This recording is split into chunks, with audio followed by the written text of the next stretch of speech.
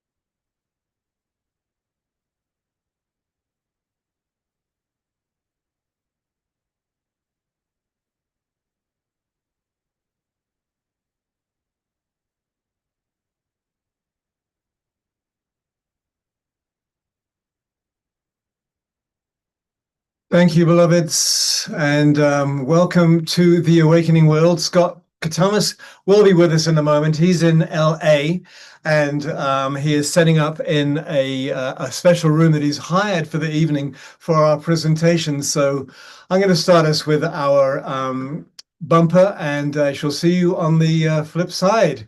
So let's see how we do this. Gotta click that one. All right, and go this one. And action.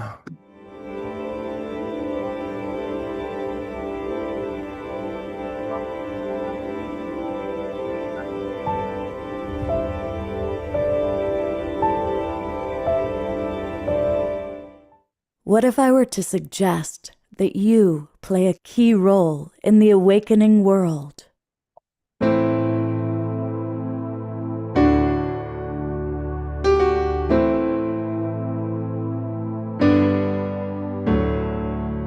And that you are watching this because you have heard the call.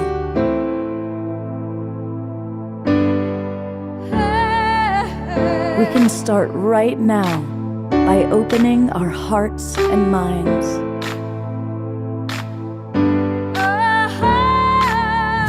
Welcome to the awakening world.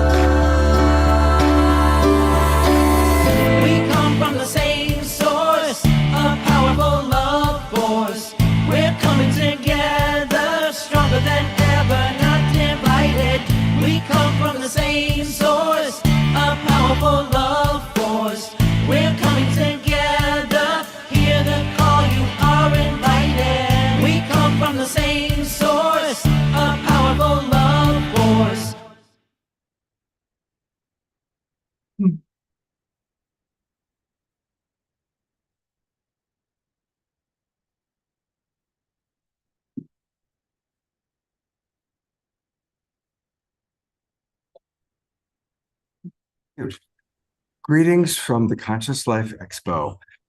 It's been amazing. I've got wonderful folks here. And right off the bat, this is Julia Taylor, all the way from England. And Ray Amana's just walked into the door, and lots of other guests are coming in. It's going to be a very, very special night. Normally we would start with an Omashar song, but since Ray Amana is here, in a moment, we're going to have her do an opening prayer and blessing. She's only got a few minutes. And right off the bat, welcome. She flew right in from England.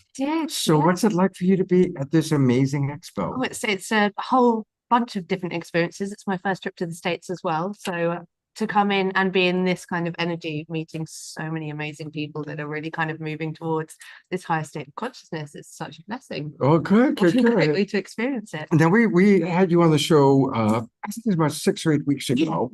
But introduce our audience again a little bit about the wonderful things that you do. I'm Jessica Taylor, and I'm a 7th dimensional Pleiadian channel predominantly. I also do kind of work with activations, but my main work is channeling. So we like to bring through the kind of messages that's really about moving into higher states of consciousness and how we can kind of navigate this really rocky, exciting time on the planet and kind of bring that into our human experience. What's your personal number one tip and tool for navigating your way through the craziness? Doing everything you can to minimize the fear and maximize your kind of capacity for opening up your heart space. And you know, because when you get sucked into fear, it's very much a lower vibration, and that inhibits your ability to move into kind of higher timelines and experience things from a perspective that's more connected to source. Right. And in England, what's the vibe there? Dark. Yeah.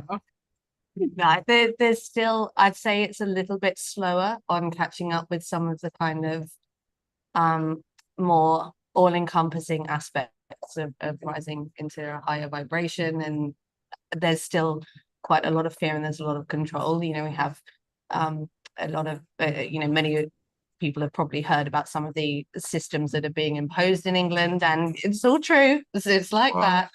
I don't experience it too directly because I live in Cornwall, which is a beautiful kind of countryside place. It's quite removed from a lot of it, but obviously, you know, you're still kind of surrounded by a lot of that vibration. So I think that like the key component is trying to keep energy high so that other energy can kind of entrain to that rather than be brought down even further with that kind of, you know, stickiness. And people are worried about so many different factors that are being projected to us all the time. So, but there are a lot of people starting to wake up, but at the moment it's in that kind of 3D level. So it's very much about the political structure and stuff. And I think quite often people wake up in that way first, and then they start to like realize that there's a bigger picture, you know? Well, thank you for the missionary work you're doing in England. You know, we're all souls, we're dropped in at different places. So thank you for that. You'll have to at some point meet our beloved house musical artist. This is Omashar, who is from England, who's now doing. Hey there, beloved. Yeah, I spent so much time in Cornwall. My father lived there and down in Tregony, and so fish and chips, Cornwall, Guinness on the beach. Just to say some of the story that I don't do anymore. But anyway, nice to meet you. Namaste. Yeah, nice to meet you too. And Omashar will be doing some wonderful musical songs a little bit later on. And whilst I have you, Scott, co-host me, please. Oh, absolutely. Thank you. And we are going to have kind of a special start to the show tonight. Normally, we start with Omashar doing the song, but we are blessed to have Rhea Mana with us. And so she's going to actually initiate and kind of get the whole evening going with a prayer. And you need an original sound for Rhea. Thank you for the... We are going to audio settings. Noise removal. So I don't want that. I want original sound. Yeah, there we go. Do I do a quick test? Yeah, we're good. Oh, great spirit. It's okay? Okay. Yes. I see. Is that the 7th fire you have up there? Yes, exactly. 8th fire. 8th fire. So, hello, I'm so grateful to be here. What a beautiful moment in time that we're all being part of right now. We've had the year of the fire horse begin this week, and then this potent conjunction of Neptune and Saturn with 0 degrees Aries. And I was speaking with a friend earlier, and it's, to us, it's been feeling like, okay, like we took the breath and we're in the inhale, and like something's about to come out. We're not sure what it is yet. And in this collective moment where we get to be together and activate this unified field, we can impact that out breath. We still have the capacity to impact what comes next. So may we join together with the highest vibration in love, in connection, in feeling into that highest reality that we can envision for ourselves and the world, and really breathe into that, sing into that. And I see Diara there just amplifying the prayers. She's such a potent channel and amplifier and such an integral being. Thank you, Diara. And so I would invite us to take a moment and close our eyes and connect in with our own heart space and connect in with the heart of the world. And feeling the excitement of this potentiality that is just about to birth through. This potentiality of heaven on earth, of goodness, of love, of peace, of harmony, of cooperation, of understanding, where love leads, where kindness rules. And I invite us to find that vibration, and we're going to sing a song. And this song is an invocation called O Great Spirit. And the words are, O Great Spirit, we give our gratitude and praise. It's said that thank you can be the first prayer, the last prayer, the only prayer. So may we gather together in this moment, giving gratitude for heaven on earth, giving gratitude for all things good, for whatever it is we've been calling in, what we have had glimpses of, holding that vision in the moment and just saying thank you. Thank you for the love in my life. Thank you for the beauty that I'm seeing before me. So activating the power of creation, because that's truly who we are. We're not to be reactors to the situation. We're here to generate and emanate.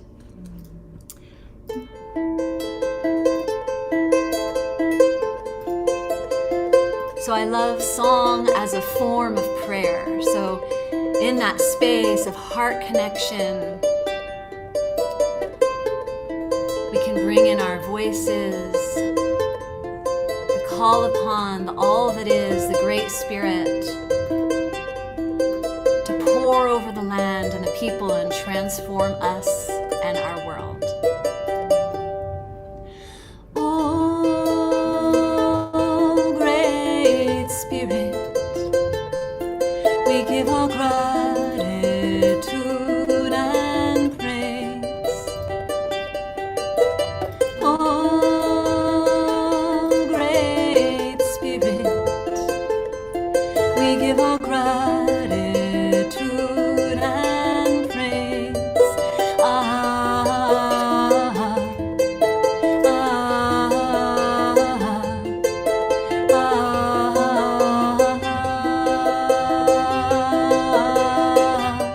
We'll call the directions. Spirit of the East, Spirit of the West, Spirit of the North, Spirit of the South, come, come, come, come, come, come, come. Spirit of the East, Spirit of the West, Spirit of the North, Spirit of the South, come, come, come, come, come, come, come, oh, Great Spirit, we give our gratitude and praise. Oh, Great Spirit, we give our gratitude and praise. So now repeat after me. Spirit of the earth, Spirit of the water, Spirit of the wind, Spirit of the sun, grandmothers, grandfathers, come, come, come, come, calling the light of creation,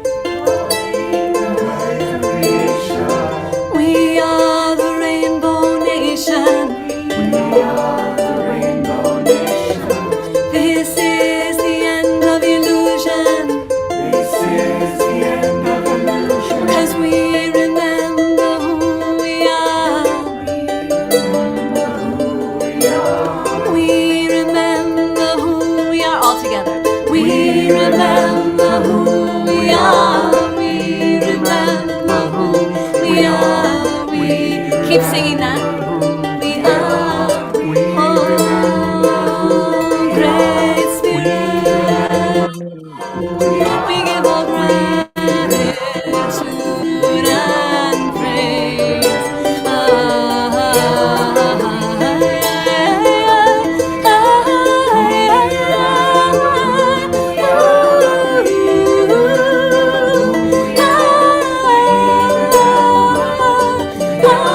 We remember who we are. We remember who we are. We remember who we are. We remember. And all together. Oh, great Spirit, we give all gratitude and praise.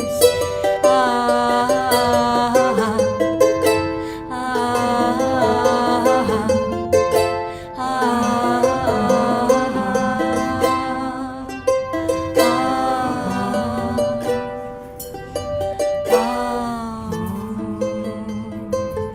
And one little blessing for you. May all favor be upon you, now and forever. All that was lost be restored to you. Heaven and earth smile on your children. Oh, goodness be with you, now and forever. All that was lost be restored to you. Heaven and earth smile on your children. Oh, goodness be with you, now and forever. All that was lost be restored to you. Heaven and earth smile on your children.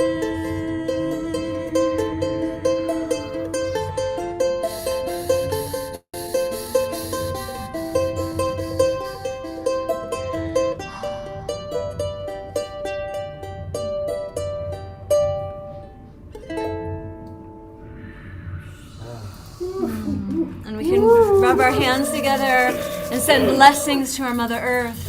Send blessings to her ascension, to the soul of the world, to the collective consciousness, seeing us awaken, remember who we are.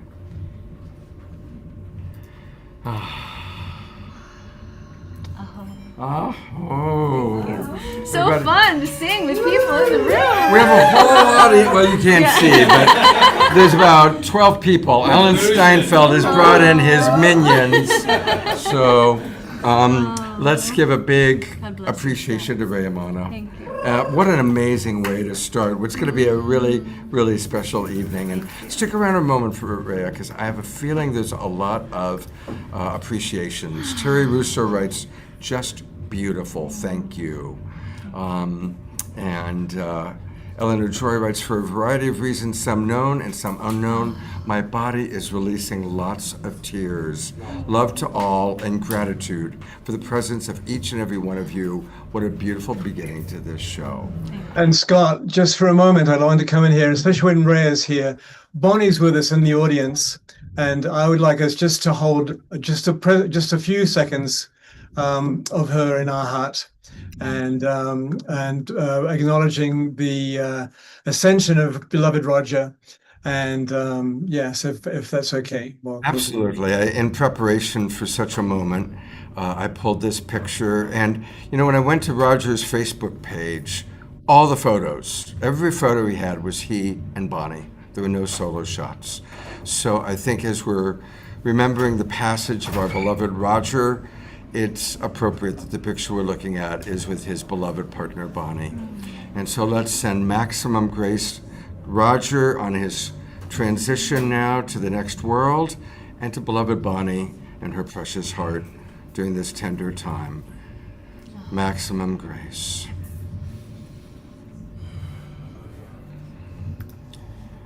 And I actually see that Bonnie's in the audience with her camera on, so I'm going to put the camera on Bonnie for a minute. And Bonnie, we love you so much. Let's just send maximum grace to your beautiful, precious heart during this tender time.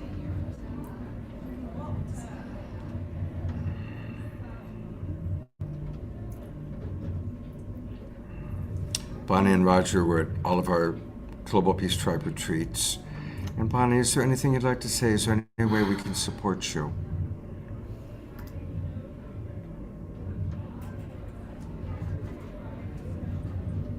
I'm so grateful for everyone's love and support. I've already received many texts and phone calls and emails and Facebook messages in support, and all missing Roger and FMI. It's going to be hard without him, but he's not going to suffer, and I'm grateful that he wasn't suffering. He just slumped over on the couch yesterday morning, and that was it. The rescue team worked on him for 15 minutes and no response. So I cried. I've had good support from my family. They all came in and helped clean and organize and take some of Roger's clutter away, to give me room to breathe.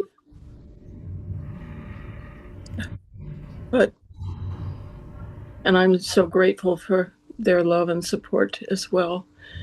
I just appreciate you honoring him tonight. This family, this tribe has become our home away from home. So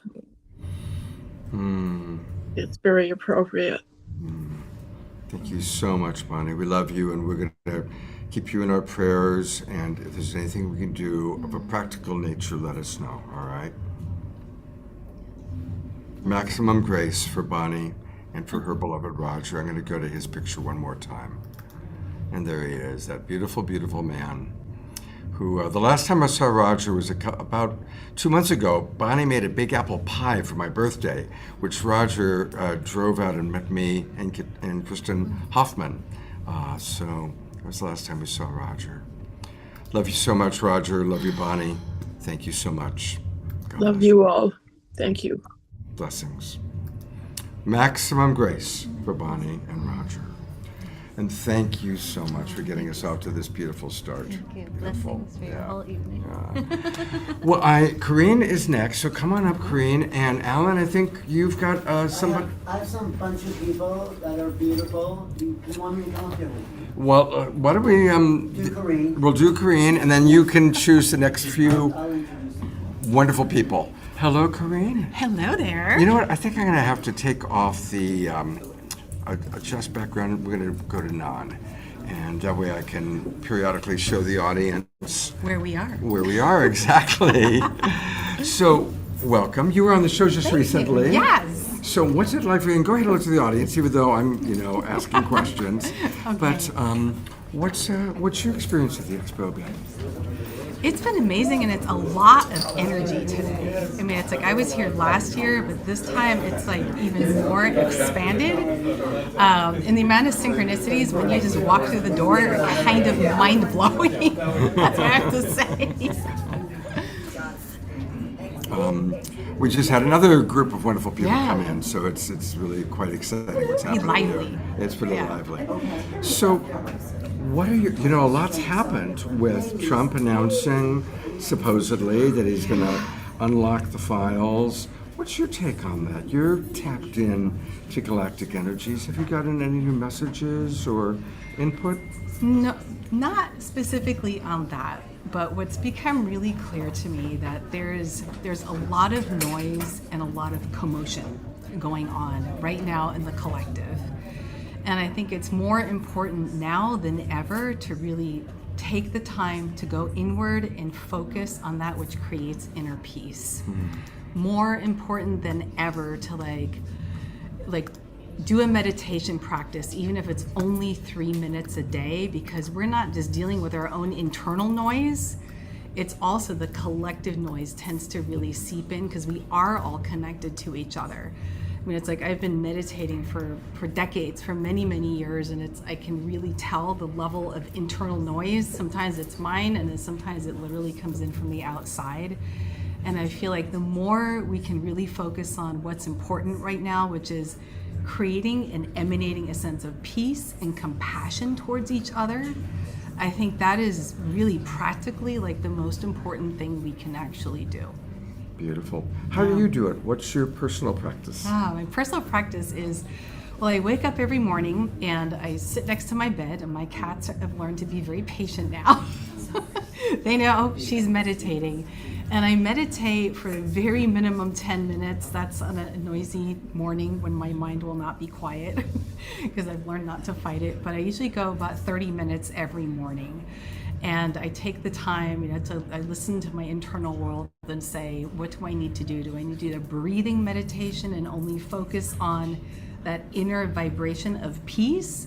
Or do I need to go do an inner journey where I'm literally washing away things that no longer serve me and asking and surrendering and saying, okay, greater source, higher power, what is it that I need to know today?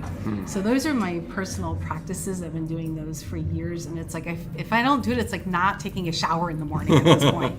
Yeah. Seriously. Yeah. I'm so used to it. It's like when I'm traveling, no matter where I am, it's like it's a non-negotiable. Even if I have to wake up at 4 o'clock instead of 4:30 to catch a flight, I'm gonna wake up at 4 to do that. Last question. Yes. What's new for you? Like, what can we share with our audience that you're doing that they can participate in, or the best way to find you? Okay, I'm actually really excited because I just launched my podcast yesterday called Wild Divine Bliss, and what I'm doing is focusing on spontaneous spiritual awakenings, otherwise known as spontaneous Kundalini awakenings, and looking at it from a scientific and pragmatic perspective. And so I've actually relaunched my website and actually put together this. I've got 3 episodes up right now, and I have so many amazing guests who are going to be on who are either experts in the field, people who've had these experiences. And the whole point is that I don't want people to feel like there's something wrong with them or not know who to go to when they've had experiences like this, and especially if people are professionals and business people and scientists, because they're the ones who hide, because I was one of those people. Right. It's like I don't want anyone to know, like they're gonna think I'm crazy. And so I'm really excited because now I get to bring not just my story, but more importantly, other people's stories for people to listen to. Fantastic. So the brand new website, here we are. We are premiering WildDivineBliss.com. Like the best name ever for a website.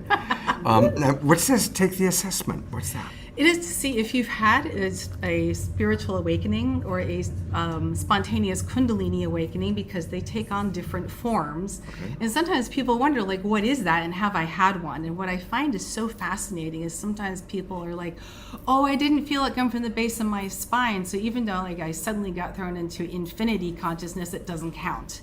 And I really want to help people understand that, sometimes it comes from the heart. I mean, this is actually listed in the Tibetan ancient scriptures as well, and some of the Hindu scriptures. It's just not popularized, which is so interesting. And now we've actually got scientific research on over 900 people worldwide. Wow. Yes, and it's academic, peer-reviewed research on people who've had these experiences. So now we can really look at, well, does it have to come from the base of the spine? Can it come from the heart? Does it have to be hard? Does it, what can bring people to these, I call it punching a hole through reality? And how can we actually bring this to a place where people understand their experiences are valid and then lean into them and know they're not crazy?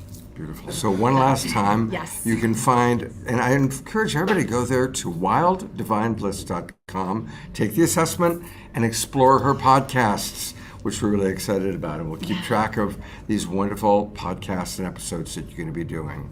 And thank you so much for being with us. Well, thank you so much. It's an honor. I appreciate it. All right, I'm going to have to give direction to our friends that are in the audience. So, Alan, why don't you pick 2 people? You can take over and sit here for a few minutes. And okay. Lisa Gar needs to go. Hello. I'll put Marla and yes. And Antoinette. Okay.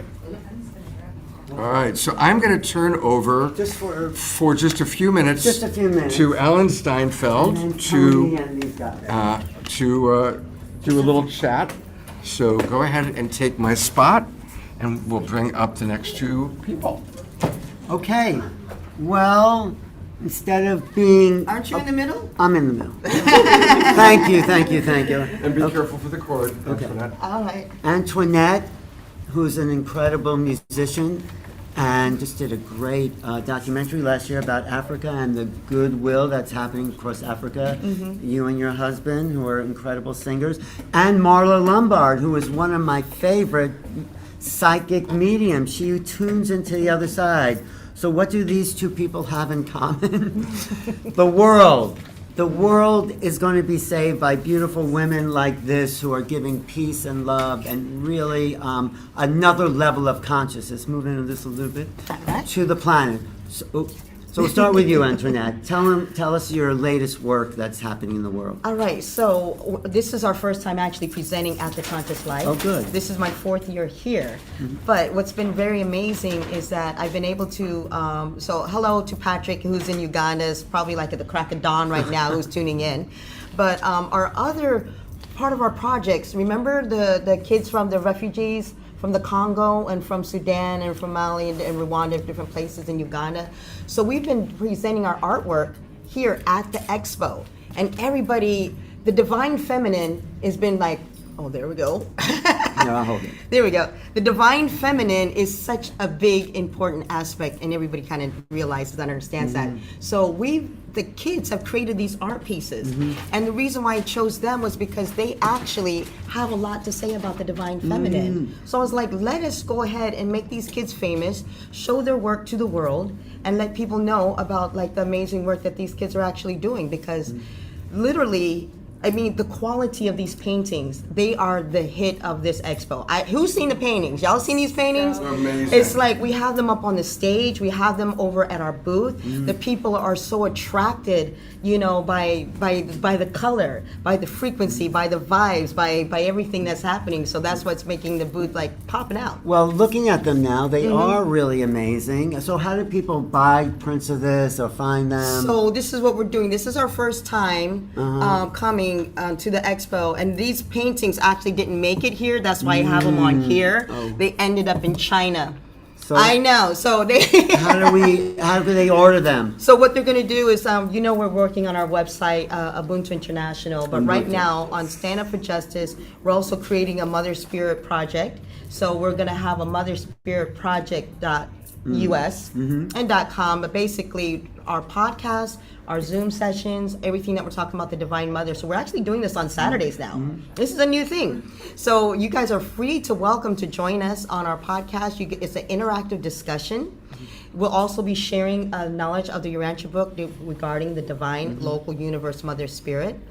We have our Africans who are also joining us at Clubhouse at the same time. Have you ever done that before, Scott? Where you have Clubhouse running at the same time as Zoom? Yes. Because less data, and there's a lot of people on Clubhouse. You know, I used to live on there during I COVID used to. days, right? Yeah, So anyway, it's kind of making a comeback. So you can Clubhouse and Zoom at the same time. So Ubuntu.us is where we have our documentary. It's also, we're setting up another site. So there's been so much going on. The Ubuntu International, once we get that page up and the Mother Spirit page up, I will let everybody in the Global Peace Tribe know, because I have my friend Nikisha who's over there holding the camera. She made some amazing oils, which I have to give you, Scott. Divine Mother oil, we have a Rose of the Mother, we have an energizing oil, and then we have a grounding oil. And then we're also signing people up to come to the land, Edentia, to do a groundbreaking, you know, so they can do a Mother Spirit hike with us. They've already started to work on the roads for the access, you know, to get onto this land. And because of all this rain that's happened last week, there's a river. It's like a huge stream that's just flowing down water. That's fantastic. You'll stick around a little bit. I just want to ask Marla, who's one of the best psychic mediums around, who's been at this expo, what do you make of the community, of the information, of the level of consciousness that we have at this Conscious Life Expo in LA? Because you're a reader of consciousness. I love it. No, this is my 3rd year, And I've never seen such a variety of people, and there's consciousness booming everywhere. I think the level, Ellen, is very high, and I'm enjoying it immensely. So, I feel a lot of heart consciousness here. do you have anything to say when you tune into Africa and the projects that Antoinette's doing? Yeah, we need you. We need you. We need you. I see somebody was asking the question about what is Clubhouse. Oh, So tell them. Clubhouse is it was like an app on the phone. It's just audio only. And then what it does is like you can have like 5 people in a room, 2 people in a room, 1,000 people in a room, 500 people in Right. a room, and it's kind of like how we're doing here, where this is the stage, and so the people who are on the stage can talk, and everybody else who's in the audience, they can't talk, but if they raise their hand, they bring them up on the stage, and you can go on and chat for hours. They talk about everything: politics, religion, spirituality. I mean, you name it. There's people who want to talk about it. Well, there's people who want to talk about everything here, and the Conscious Life is an amazing forum. If you're here in the Los Angeles area, come. There's another 2 days, Sunday and Monday, special workshops with fantastic people like Robert Edward Grant, Diane Hennessy, who discovered that these autistic kids were telepathic. She made that discovery 30 years ago, and now it's just becoming popular. Marla, are you going to be doing readings at all? No. Here? Here? No. She's not going to do readings, but she can do do good readings if you Thank want to you. tune in. Do you have anything? And don't forget the energy work that you and I did together. Yeah, she's talking about my chakras. Nice. And she's right. It is a conscious expo. I mean, like I said, this is our first time actually having a booth. Yeah. But the amount of truth seekers that came to get a Urantia book was like astounding. I was like, I couldn't even believe it. Like, people are really, really seeking truth. People are seeking higher knowledge. People are seeking spirituality. People are just seeking connection. Right. You know. Speaking of which, I am speaking on Sunday with JJ and Desiree Hertog Ooh, on yes. remote viewing and higher consciousness. And you know, Scott, there's been some UFO news lately. Have you heard? What have I heard? Have you heard? Have Have you heard? I mean, What's the most, what would you say? So of course, Okay. come on in. Here, come on in. Of course, the big news Yes. is that Trump. Well, let's go back a few days. Yeah. Obama was asked on a podcast if aliens are Right, real, right. and Obama very kind of said, "Oh yeah, they're real. I haven't seen one, but they're real," and that was about it.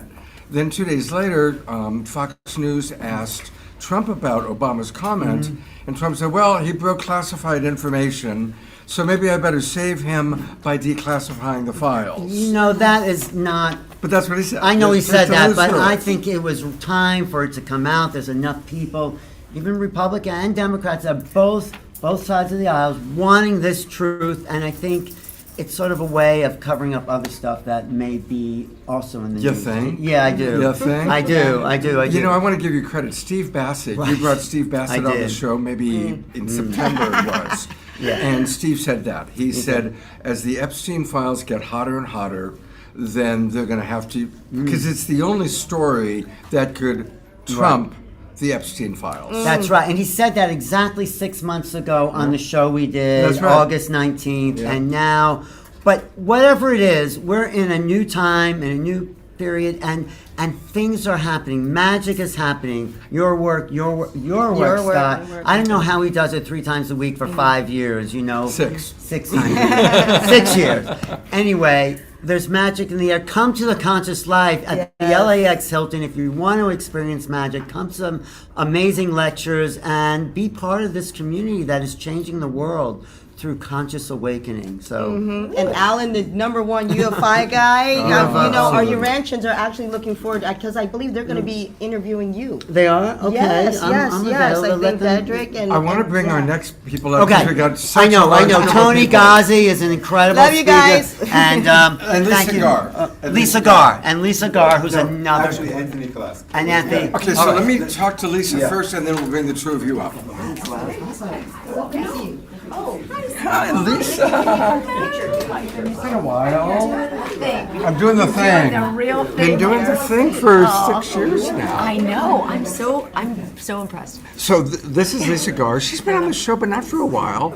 And she has been doing what I do, for a very long time. 25 years. You really broke the ground. You were it. I You were know. Joe Rogan It's before Joe bizarre Rogan. because I have a legacy now, and I'm Yeah. like, how did that happen? Yes, 25 years ago, I was talking about angels and anything that had to do with consciousness, and that was when the Wayne Dyers and Joe Dispenza and Greg Braden and all these guys would spend hours with me.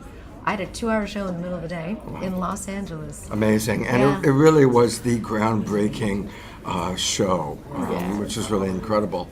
So, I'm going to ask you, because you are someone who's been in this world for such a long time. Obviously, there's been a lot around Deepak. And, Yes. there's kind of a, hey, how come the spiritual community is not speaking Saying out? something. And I have posted on Facebook, I got a couple hundred comments and, just bringing up the conversation. And we're both respected elders now. Yeah. And you're very When did much. that happen? I I know. don't even know. But it's all right. As a respected elder, of Yeah. course you know Deepak. Yes, I've interviewed him several times. Yeah, what are your thoughts? And go ahead and tell the audience. So, I mean, my personal opinion is always listen to your own truth. You know the experience. Nobody is above their own consciousness. And if you have a truth factor with yourself, and if you have a real reason to believe this person doesn't feel like they're treating me respectfully or anything like that, always listen to your own truth.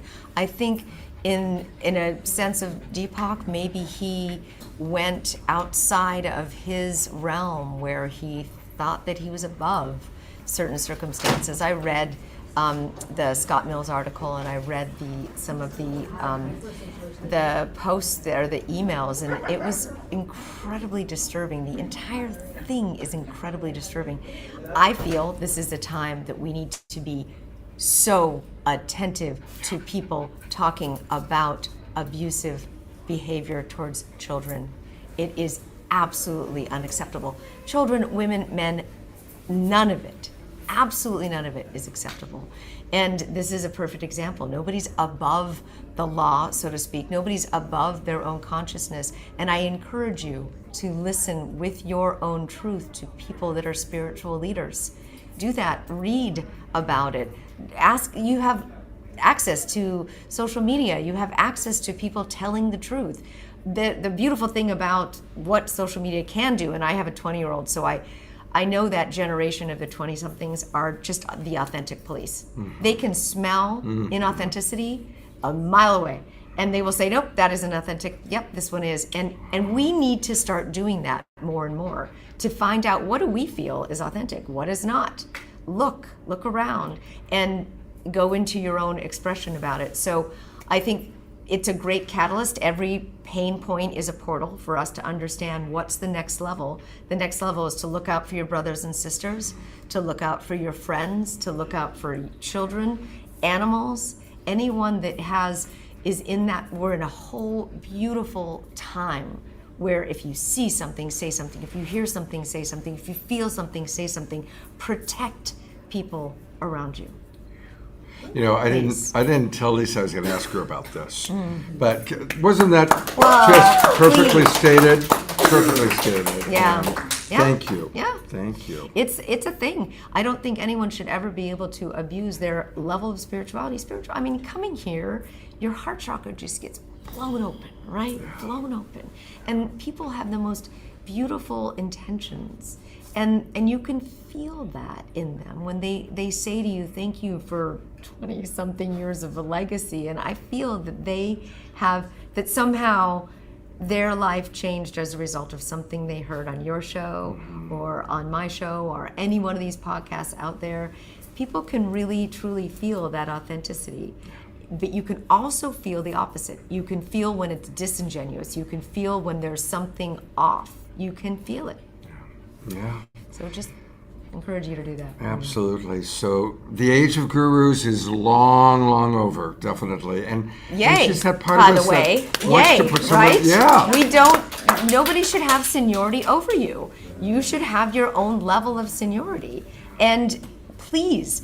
I mean, that's how cults begin. That's how people give up their seniority to the man or the woman or the thing or the organization. You've got to be able to, your intuition is always going to be right. It's always going to tell you, it's going to punch you in the gut and say, hey, I'm trying to get your attention. And so we really just need to be in that practice of listening to the intuition and not spiritually bypassing it. Yes. I'm seeing a lot of comments in the chat box. Dr. Laura writes, yes, that is correct.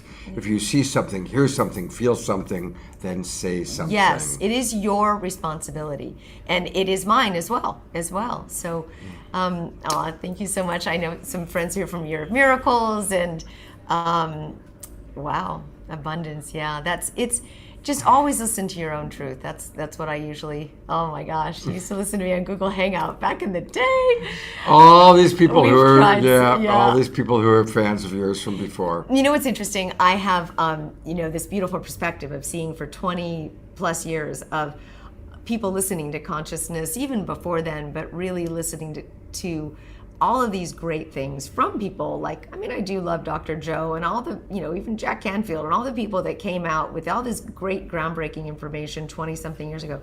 Now their information is being taught. And they have certified trainers, they have certified coaches, they've certified, and so that's the goal, is what you and I do, my friend, is empower light workers.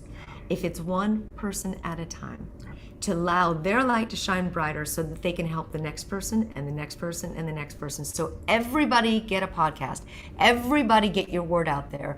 Please be the light bearer that you are, because you are absolutely needed more than ever right now. That is why you're here. It is like a family. Beautiful.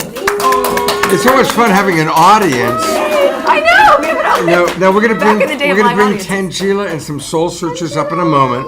But before we do that, Lisa, I was producing NBC's The Other Side back in 1994, then Strange Universe, Paranormal Borderline. You were interviewing all the UFO experts back then. Yes. And it's finally happening. Yes. I mean, back then we were all, when's it going to be disclosure? When is this going to be? And Spielberg making a movie that's coming out called Day of Disclosure. Yes. What are your thoughts about all think that? about E.T. and everything back in the day. I feel that just like we have people walking around us all the time, I feel that we have alien energy walking around us all the time. That you can sense that, you can feel that. I've met personally a few shapeshifters. It was the wildest thing when I saw it first. It completely blew my mind. And then I realized it's all consciousness. Everything is consciousness. And if you can connect into that and realize this person might have alien energy, they're walking among us. This person might have a shapeshifter experience. They're walking among us. Be open. Just be open. Yeah. One of the things I heard yesterday I really liked is we are now understanding that obviously the universe is so large, it's so multidimensional, but whatever frequency we vibrate at, we can connect with beings at that frequency no matter what planet, what dimension, what realm. So as we collectively raise our frequency, we can have more and more of these amazing experiences. Yes, be open to it. Cautiously be open to it, because if you just shut your mind off to something and it could actually give you such a beautiful blessing in that moment, have that experience. Be a part of that experience. I've met some of the most incredibly brilliant people who are not from this world, but they're bringing gifts to this world. So very, very creative people as well. So just be open. Lisa, I get to interview them all the time. How do we find you? What's let's see, I'm hosting Coast to Coast on March 7th on Saturday night, so please join me live on the air. Coast to Coast? coasttocoastam.com, or my website is The Aware Show. The Aware Show. TheAwareShow.com. The Aware Show. TheAwareShow.com and /podcast, and you can listen to some of my favorite podcasts. And all of every Tuesday I release a new show, and every Thursday I release a best of. So it's amazing how the information is still so relevant. How many have you done now? 5,500. Oh my gosh, look at that. Almost. So there it almost is, closer the to Aware 6,000. Show, which is amazing. Yeah, Definitely, there's if a you haven't checked it podcast out and- before, check it out. And then if you click on podcast, that can take you to The podcast? The podcast, And right. Gaia takes you to my Gaia show, Coast to Coast takes you to Coast to Coast. It's all the same energy. Amazing. Wonderful to see you all. Lisa, You thank you are so doing much. amazing work. Oh my God, you are doing it. Do it. So All you, right. Thank you're my mentor. I blazed a trail. You blazed the trail. You get to jump on it. All of you all do. All right. Well, look at who we got. I mean, look at all this wonderful audience that we have. A live audience. Crystal and Shine have been taking good care of Jasmine Bear. So, and Shelley Reef is here, and Victoria, oh my God, and Tara. So I think Tony's been waiting for a while. Yeah. So Tony, come on up. And Anthony. And Anthony. Huh? She's already told me. No. Yeah. She's double No, tongued. she's okay. Yeah. Hey. Good. Have a seat. Where should I sit here? Or Yep, there? yep, yeah. Come sit here.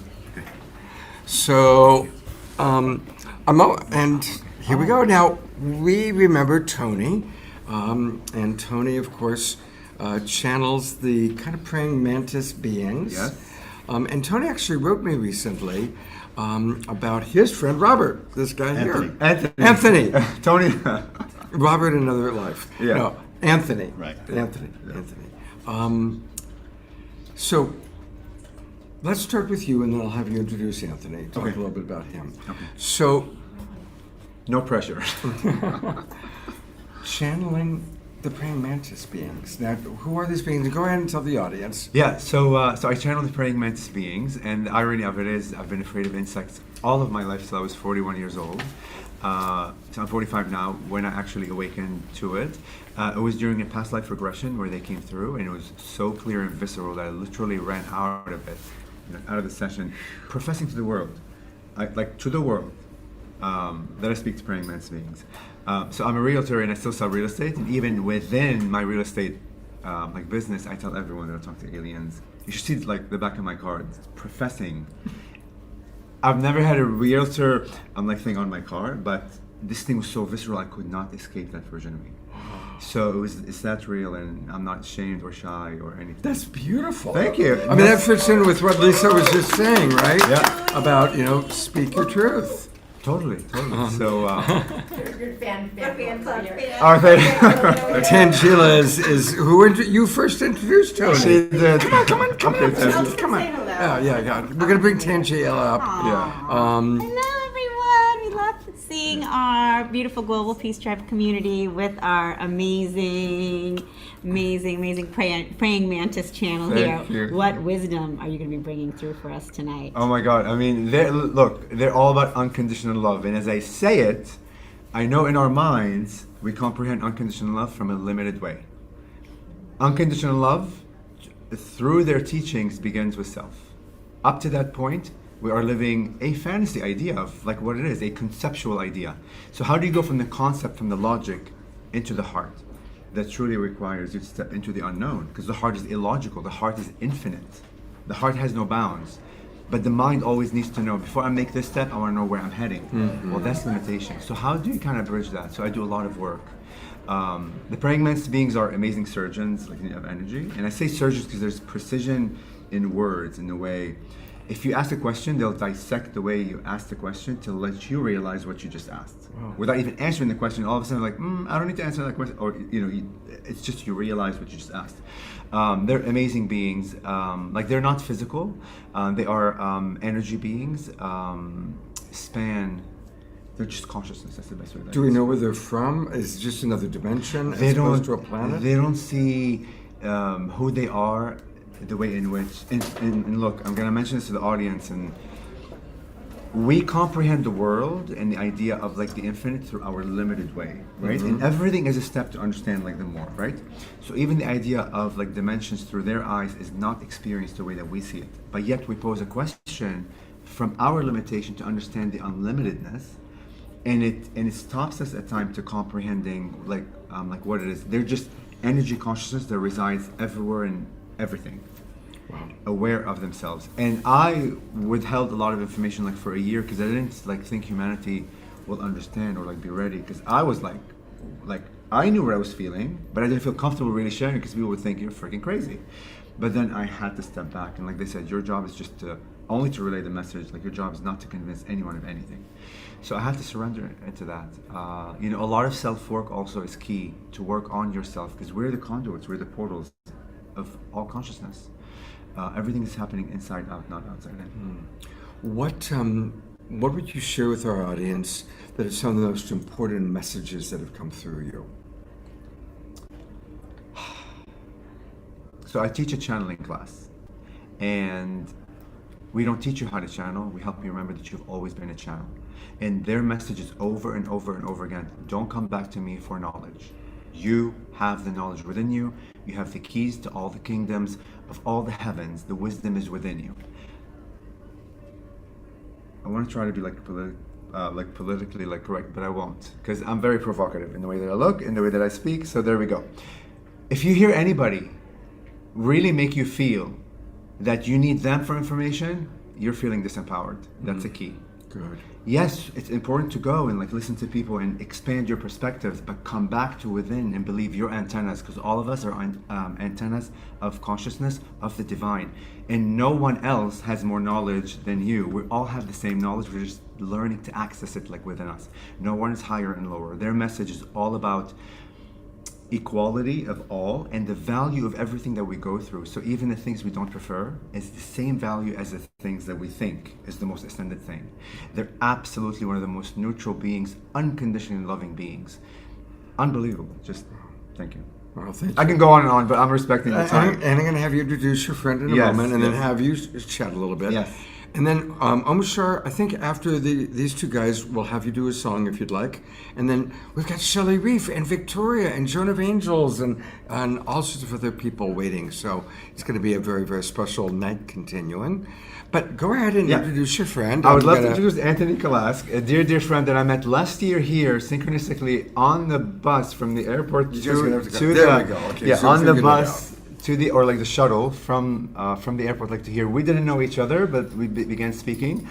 I fell in love with him. I recognized his energy, and the fact that he channels draconians, alpha draconians, like reptilians, is amazing, because there's so much misinformation and fear, and I've channeled draconians, and I felt the love. So it's just, but his perspective is quite unique to him, to his facet. So I'm very proud to introduce my dear friend, who will speak. I appreciate that. What a great introduction. Yeah. And I didn't get even paid get a better one. And the praying mantises are not afraid that the reptiles are going to eat them. Absolutely not. Okay. You see, this is the other fallacy, quickly. We oftentimes impose our limitations of thinking how we deal with each other to other conscious beings. Listen, they're more conscious than we are. They don't even think remotely the way that we do, but yet we are convinced a reptilian will eat a mantis, or vice versa, or whatever other being. So, anyhow.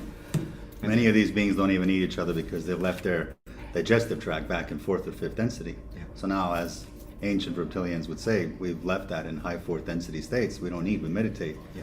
But a lot of the misinformation within the Earth's Collective or in the spiritual industry, exopolitics, or any form of channeling industry, it's always there to misrepresent one species and promote another species. So this is the part that's wrong. And we shouldn't be the one judging other species, how they look, whether they have tails or teeth or not, if we don't want to be judged, right? So we always promote don't judge, accept, and love, and remove that level of resistance, those levels of sort of traumas that we have, and say, well, I'm hurt, so now I'm going to hurt you with my words to make myself feel better. Well, I disagree with that. One of the things reptilians certainly stand for, and there's a lot of different species, like 26% or so of the entirety of Pleiades is reptilian in nature, 11% is insectoid. And people say Pleiadian, it's a blonde, beautiful blue eyes. No, there's 2.5 million races there. So, 2.5 million races in the Pleiades. Correct. Yeah. So Pleiades itself is a large parking lot. It's a large system. Right. We know it as 7 sisters, regions from Tegeta to Atlas, the Alcyon, and everything else in between. But every star has planets, and then those planets have little mini planets. And a lot of the races live on ships. Not every one of them has a planet. So, as a genetically connected human to a reptilian race named Theta Tauri, who come from the Taurus constellation, I started to channel them. I started to interact with them, and these weren't just some silly dream states. And one of the first things they taught me, they said, humans use the word honor on Earth just as a word. Yeah. because it comes out of your dictionaries. You need that word to make yourselves feel better. So we're going to teach you what honor is from as far as galactic's perspective is. So this is how I started to channel the race of Theta Tauri. Then eventually, ultimately, a race of ancient reptilians have approached. Those are the reptilian groups that have came to this universe first. So they're very, very old, extremely old, and they are the Kalask race from the Thuban star system within the Draco constellation, and Thuban is a binary star. So within those two locations, you have approximately 1,200 planets, and they occupy it all. And that's just one location within the Draco system. There's Rastaman, there's Edasich, there's Eldin, so all these star locations. And we have a lot to learn from them, and this is why I'm in the industry, obviously, as a proud human, to help other human beings, not necessarily as you say, unconditional love. It's so important, and heart is the center point of all humans. And I love my parents, I love nature, dogs, pets. Yes, but I think what humans today need is empowerment. We live in an extremely difficult world of corruption, world of ugliness and judgment and racism and wars and genocides and sexual assaults. Well, why not empower human beings with some strong advice?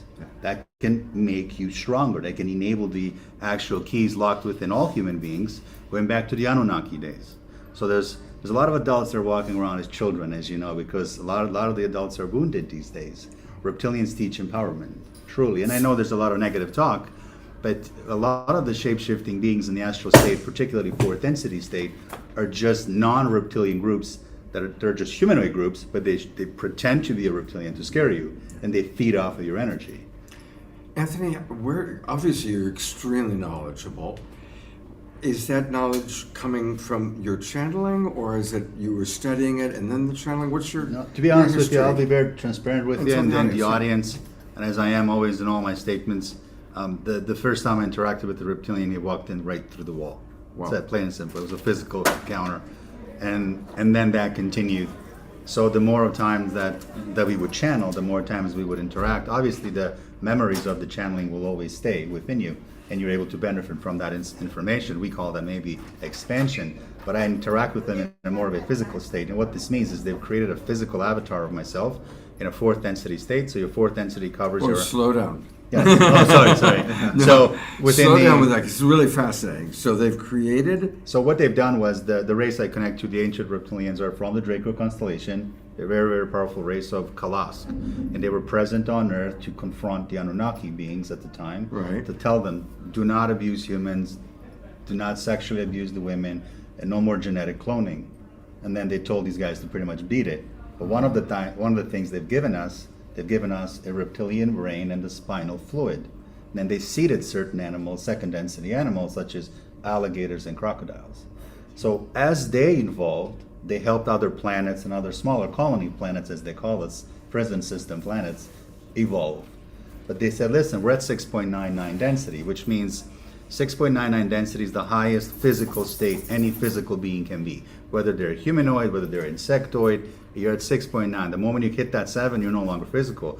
So they said, in order for us to work with a human, we need to meet you in the middle. So either you come to the fourth density, or we'll create an avatar. So what this means is the avatar creation is, if like I'm 230 pounds. They created an avatar at 210 pounds. So it doesn't have urine, it doesn't have stool, it doesn't have any of that stuff. So I'm able to take my consciousness in my bed at my home here within this reality, and project it into the avatar of Anthony. And this is how I'm able to interact with them. This means we touch, we feel, I can smell them, they can smell me. Wow. Right. So this is where I get the information He's from. special. Yeah. So it's a little different type of, I would say, spending time in co-creation. Wow. Well, I would love to have, actually, where are you located?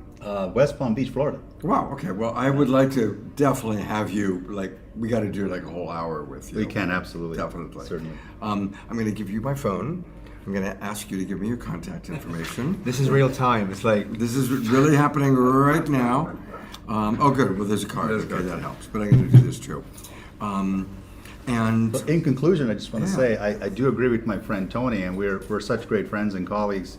And the physical beings he channels, I love, because there's not a lot of people that channel physical extraterrestrials.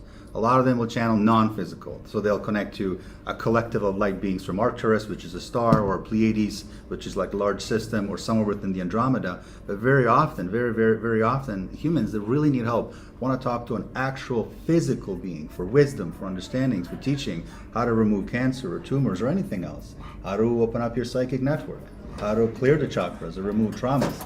And that's why I love working with them, and I appreciate you having such an open mind to understand reptilian consciousness that's so powerful for us humans to empower us, truly. Yes, once you strip away the fear. Totally.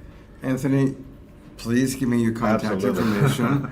I'm going to cut to Omashar for a song, and then we're going to bring up Victoria and Shelley Reef. And after that, I see Barbara and Joan of Angels and Tangela, and Shine and Crystal. So we've got a lot coming up. But for right now, I'm going to go to Omashar for our mid-show song. Yes, indeed. Well, hey.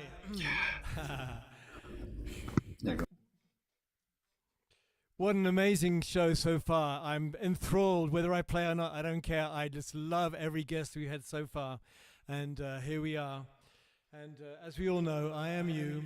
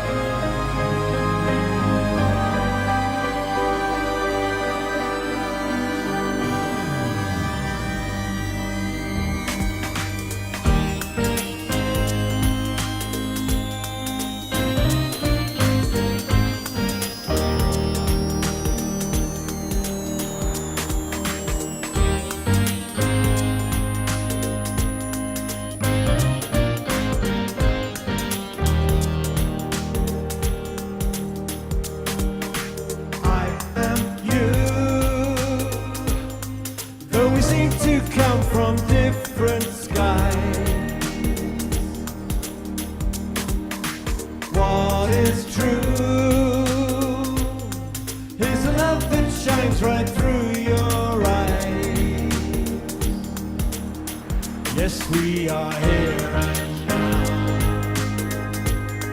and it's time to leave the past behind. So take me by the hand,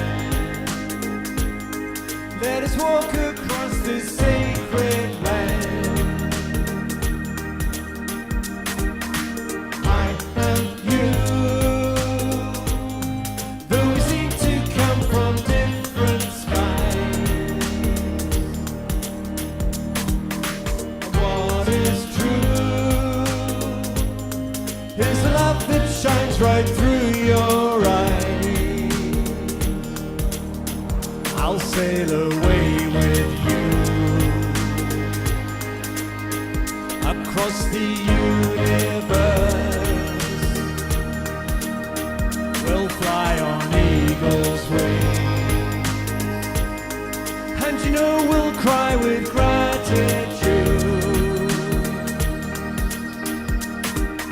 Remember, you're always divinely connected. Our spirits, our bodies are being resurrected. The love in your hearts will lift you up, and I'll come along and fill your cup.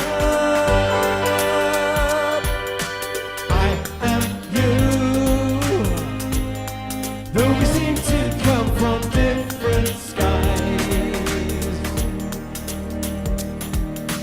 What is true is love that shines right through your eyes. 1,000 sunny days describes the joy I feel. I'd walk 1,000,000 miles, 'cause you know we'll see the truth revealed.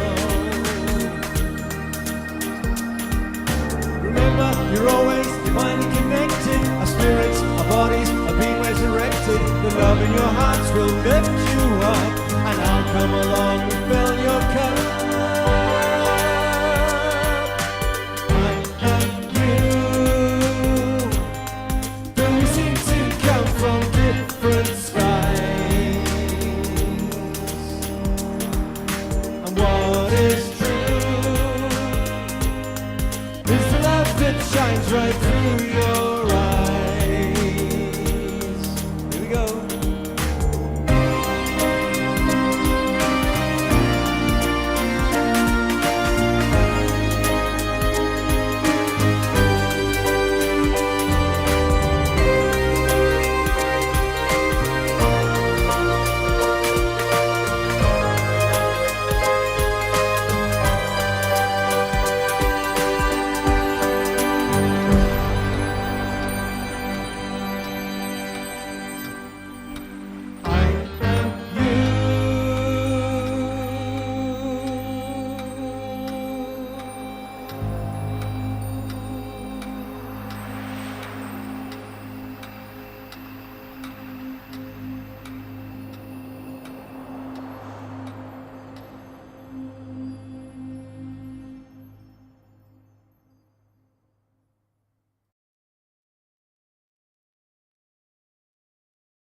Scott.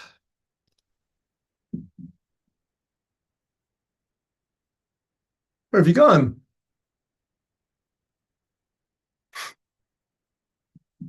Muted. We have to unmute, don't we? Wonderful. You do. It's all right. We could feel you. It's very interesting, Tangela. Hey, beautiful ones. That came on just as you came on, because I had a different song for this moment, and this is my Tangela song. It really is.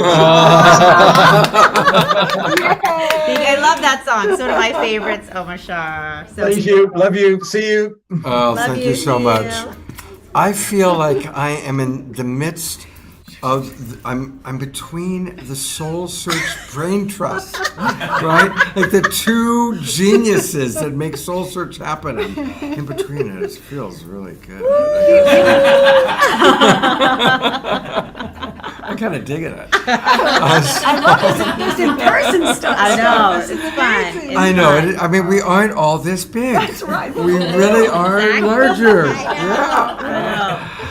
So now next week, a week from tonight, actually, is going to be our next Soul Search show. Yes. But for anybody, all the people watching, and hello, all those watching on Facebook, YouTube, thank you to the Sign Network for getting out to 150 or so of you.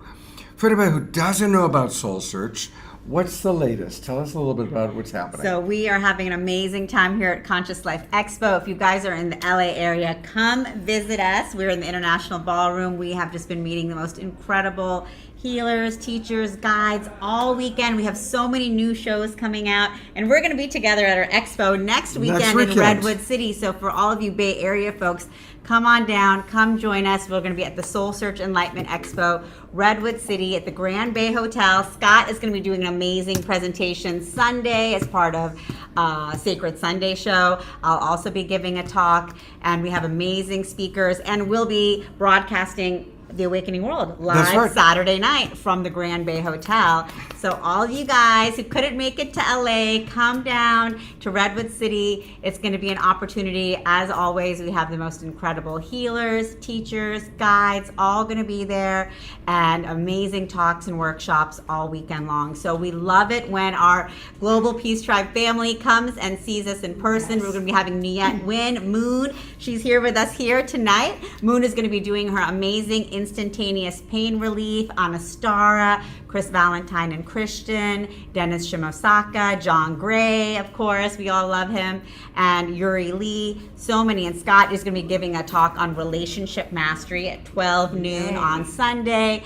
I'll be giving a talk about You Are the Now Earth Leader, 4 p.m. on Sunday, and so many more. So you guys come on down, tune in, and of course, if you can't come join us live, you can always tune in on Soul Search TV. And so we're excited for everything happening here at Conscious Life Expo. We've got so much of our Soul Search family here, like Victoria Shaw, Moon, Joan of Angels. Of course, Deborah's here too. Deborah Juicy's Deborah in the house. Juicy's in the house. Woo! Looking gorgeous. Yes. Well, Victoria's right here, because Victoria is one of my favorite soul searchers. Yes. I adore her.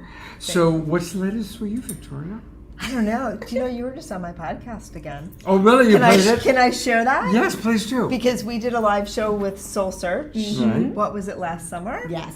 And you came on for a beautiful reading, and it just came back. We repurposed it for the podcast. So I was thinking you were on my show in 2024 for Valentine's Day, talking about your love coaching. Right. One of my favorite episodes that I've ever recorded, for real. Because he's so, I mean, if people just know you from here, they also have to just know how magical you are with your work and what you bring to the world. Thank you. And then you came back again. We had you again just by coincidence again on Valentine's Day. No such thing. No coincidences. Yeah, that's true. That's no true. coincidences. So, and so Victoria's been amazing here at Conscious Life Expo. People have been, for those of you guys who have not checked out Victoria Shaw's shows on Soul Search TV, she now has 3 shows. All right, so let's go. So if you go to soulsearch.io, and you can either go to soulsearch.tv, but since I've got this up, we're going to click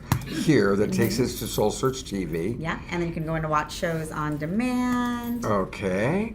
And is that where we find her? Yes. We can go down and we will see. You can browse and check out her. It's still loading, so there there we we go. So, Okay. So look at all these shows There's you've got. so many shows. So if you go down, there's season 2 of Living Alignment with There it Dr. is. Victoria Shaw. I think it's still It's still loading. loading, yeah. It's my TV is getting loaded. It's okay. It's okay. So while it's loading, so for those of you, we've shown the trailer. We had Dr. Victoria Shaw's season 1, Living in Alignment, that went deep into her work. Then we had the live reading show where Scott was a guest, and you got to see Victoria live in action doing live readings, and people were calling in, zooming in from all over. And then now we just have season 2, which follows her beautiful retreat. Tell us about the show. we had 10 women come to a retreat, a transformational retreat. At her beautiful retreat at my center. property, retreat property in Escondido, and we followed each of them through their experience, and it was really powerful. And it's amazing too, because the 2 episodes were only filmed about 6 weeks apart. And a few of the people came back, so we had one person wrote a book in between season 1 and season 2. She was so inspired. I know, Lori. So check out Lori's. She is a money coach, and so she's writing books about how to help people be at peace with their financial life. And she's amazing. And she came back for season 2. She got the word guides. Everyone picked a word, and her word was guides. And she was so excited. She's like, I have guides. I didn't even know there were guides before season 1, and now I have them, and I'm talking to them and connecting with them. That is cool. And she's written 2 more books since the retreat in the last year, since the retreat. So it's amazing to see the work that happens in these situations, but also to follow other people, because we learn so much from other people's We're all stories. learning together. Yeah. And the more that we share our experiences, the more everybody else, it's free for, it's amazing watching the awakening. It is. What I love most about this season 2, is, we all talk about and we experience shifting state. How we truly can only manifest when our actual state shifts. We can visualize all we want, but unless what we get to see in season 2 is we get to see the visual representation of what that looks like in their body. They don't look like the same person from the beginning to the end. True. And you can visually see that, and they're feeling it, and it gives us permission to know that's possible for ourselves. And so I so celebrate you and appreciate you for that. And I just can't wait for season 3. All right. We'll try. It's amazing too. I want to do some follow-ups too, because that's so important. Lori's story. We talked about Abby, who was the first episode. She has been on fire. Her Facebook group grew from 50,000 people to over 140,000 people. She put on this huge wellness conference, which I got to speak at, which was in San Diego, which was really fun, because I was see what retreats can do. This is evidence of it. So, and just everyone's just had these. It was just such powerful, beautiful work. And I will be in San Diego Monday and Tuesday. Oh, Tuesday night, I'm having a little dinner party, so come plan Tuesday night if you're available. For sure. I don't know, but I am now. I would love that. And I just want to commend Victoria on your work and just how much you're sharing your gifts with the world and the shows, because I have so many people, some people, so many newbies coming to Soul Search, and they often ask us, what is a retreat like? What is a retreat experience? Why should I go on a retreat? And I can always refer to your show and say, check out Victoria Shaw's show, because you are going to be able to walk through these transformations with these women and see what a powerful experience these retreats can be for you. And you're so generous, and all of your your retreatants so generous in sharing their personal experiences so beautifully. It's amazing. Can I share one more thing? One more thing, and then we've got so many people So waiting. very fast. If you want to experience a retreat, we have 2 spots left. The end of March, look up Cactus Blossom Retreat, and it's awakening your intuition. So it's a deep dive and really strengthening that intuitive connection. We have 1 room in a double bed left, and probably a couple of bunk beds. And where do people find that? Can Either they find it on your website? VictoriaShawIntuitive.com, yes, or CactusBlossomRetreat.com. Okay, I'm pretty sure I should you probably put that on social. You'll come right up. Shouldn't I? We're almost sold out, but we have a couple more spots. There it is. Yeah, I knew that you'd come right up. So yeah, and it should be right there at the top. okay, let me just take people. I gotta share screen first. There we go. Okay. So if you go to VictoriaShawIntuitive.com, Book now. learn all about your spiritual superpower, take the quiz. Just want to make sure everybody takes the quiz, because we want to know our spiritual superpowers. And then if you go to Book now up top. The yellow. Book now, there you go. That's the 1 room left. 1 bed in a double room left, and a couple of bunk beds. All right, there you go. I would love to bring Deborah Giusti up, because I know that she only has a couple minutes. And then we're going to talk to Shelley, and then why don't you bring Moon and Joan up after that? Perfect, okay? perfect. So let's Barbara, do thank it. you. So much. Oh, this is so fun. All right. Victoria, Tuesday night. 1,000% I'll text Okay. you. Thank you. Are we having fun yet? Yeah. Well, here she is. It all started in the beginning. There was Deborah Giusti, and it was good. Hi, Deborah. And I called on Scott, and he said, yeah. And here we are 6 years later. I know. It's amazing. And this is the first time actually I've touched you physically since your mom passed away. Yeah, I buried her yesterday. Oh, go ahead and tell the audience a little bit. She was 95 years old, almost 95, and we had an amazing life. She had a very long goodbye. So she almost died 4 times. I love the story about closing the damn door. Yeah, she almost died 4 times, but she kept coming back. And that was because of the love. Yeah. The love of the family and the love she had for us. Because our family's an Italian family, very bonded, very loving, very amazing. Mm-hmm. So the first time she died, almost died, she had a stroke. Thought we were going to lose her. She came back. And then she said she went to the gate. And I said, really? Well, what'd you see? And she said, well, the gate was a little bit open. And I said, really? What'd you do? Well, I shut the damn thing. I'm not ready yet. I love that story. She was hilarious. One thing I want to share is she really had found the key to life, because in the 3 years from when she almost died and then died and back, her body kept failing. Loss of mobility, loss of hearing, bedridden. But she was always peaceful and grateful and loving and telling jokes. Wow. Wow.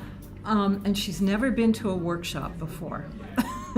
But she found the key to life of just being with what is, feeling the love around her, and just being grateful for all the blessings that she had. Beautiful. Oh, there's lots of messages of love coming into the chat box to thank you, you. all you people who love you. And maybe if you followed me before, you know that I've communicated with Celestine, who was my dear soul sister when she passed. And my dear soul brother Jeffrey passed, and I communicated with him. So I figured I was going to communicate with my mom. Yeah, has that happened yet? Jane DeForest, who is one of the mediums that I work with, called me a couple days ago and said, would you like to speak to your mom? And I said, she said, I'm going to give you a session. Oh, beautiful. And so she tunes in. She doesn't really know too much about it, but the first thing she says is, I hear a joke. Wow. Well, you knew then it was your mom. And then she says, and she's saying that now she knows for sure God can speak Italian. And she pointed to what Jane saw was the pearly gates, and she said, I've arrived. I'm here. So that was telling me that she's fine, she's on a certain plane. The other thing she said, or that I got in meditation, was now she knows why she helped me so much, what my mission was about. And she didn't really understand it in this kind of limited 3D consciousness. But in the expanded consciousness, she understood my mission and why she helped me, and that she'll continue to help me. Wow. Oh my gosh. I know. You got a lot of support on the other side now. I know, I got 3 cohorts. You know, I don't think you know, but you remember Roger and Bonnie. They came to our retreats. Roger passed away 2 days ago. Okay. Yeah. And of course, Michael Stillwater passed away last Sunday. Yeah. So a lot of our people are being called to people the are other called side. to the other side. Yeah. 'Cause it's a showtime. Yeah. Last question. Of course, you are the queen of the Conscious Life Expo. We've been coming to this way back to when it was the Whole Life Expo. Yeah, I've come every single year. What's your take on this year? What's the vibe for you? It's amazing. It's up-leveling. The show itself is better than ever. The producers of Conscious Life Expo are just incredible. And the public is really excited, and there's more here, and there's new people here than ever. They asked us how many people they knew. Half the audience. Exactly. Amazing. Yeah, so all this is increasing. Wow. And it's my favorite conference. If you ever have the chance to come, don't miss it. So many incredible luminaries, and really you get to experience them instead of just seeing, the screen on your computer or on your phone. You get to experience them live, their activations, their wisdom, their being. And hugs. There's a lot of hugs that we don't From get to Soul do. Tribe. From Soul Tribe. Yeah. It's really wonderful. Yeah. I love Okay. you so much. Okay. What time is your Ascension panel? What It's time? 4:00 tomorrow. I'll be there. Well, no, the Ascension panel is 12, and incredible people on it. And then I'm doing a talk, Healing Cancer and the Ascension. Oh, wow. Okay, So it's so going to be my first talk. 12 noon. I don't know how that popped up, but 12 noon Is the Ascension Ascent is panel, now right. Step into the New Earth timeline. And then you're doing Ascension and Healing Cancer at 4 p.m. Yes. Okay. If any of you in Southern California, come on down. There's still 2 more days, and it's a pretty amazing place to be. I love you, Deborah. Thank you. I'm going to call on Shelley Reef, who's been patiently waiting. And I also want to thank Shine and Crystal. We're going to hear from them. They've been taking good care of my dog, Jasmine Bear. We're grateful. Hi, Shelley. Oh, love you. Well, you remember Shelley Reef. She's been on the show a few times before, and she does many things. She's very tapped in. She's had a fascinating career as an actress, artist, and channel. And of course, you do harps. Yes. Harps. Yes, I just finished playing with the Hertax. Oh, how much we fun. Did, yeah. When he sings, when he does his mantras, chills. Yes. Chills. Well, talk to the audience. Tell the audience. As much as I love looking at you. Share whatever you'd love to share. You've got so much. First of all, I just have to say how blessed I feel to get to perform with the Hertax. This is my 4th time. I've done all the major conferences this year with them. Sometimes it's very formal, and sometimes we just kind of throw it together at the last minute. But I've never felt anything quite like that. They truly invoke the sacred names, and they invoke a higher inner. Well, you know JJ. I mean, JJ is a living prophet. Yeah. So. And you've all seen Hertog's on the show many times, but a reminder for anyone new, J.J. Hertog back in the 70s had an extraordinary experience. Speaking of J.J., amazing. In the house. I mean, literally as we were introducing him, he walks through the door. That was amazing. Amazing timing. Well, come on up. Hi, JJ. Come in, have a seat. So she was just talking about how amazing it was for her to play music with you. And of course, here's Desiree. Hopefully we can squeeze everybody in. Let's see if I can move her on your side. The Zoom might adjust. Let's see. Okay. Zoom, come in. There We're we all go. together. There we go. I've got that new setting that does kind of figure it out. So of course this is JJ and Desiree here talking, and literally Shelley was just talking about how amazing it was to sing with you. We had a great when you walked through the meditation, door. Yeah. Okay. So Good timing. Well, JJ, let's start with you. You've been in this field for so long. You've had the amazing experience with the Keys of Enoch in the 70s. What's your take on where we are right now in our awakening world, in our rise to consciousness? Well, we happen to be here in Los Angeles in February, and of course this is an amazing week because we just heard two presidents speak of the, so we say, extraterrestrial hypothesis as a reality that probably will bring forth a tsunami of information, clearly showing that we're not alone in the universe, that we have human responsibilities towards each other, and going into a relationship with cosmic star intelligence that will open up a new Vista, V-I-S-T-A, or should I say a passport to the cosmos.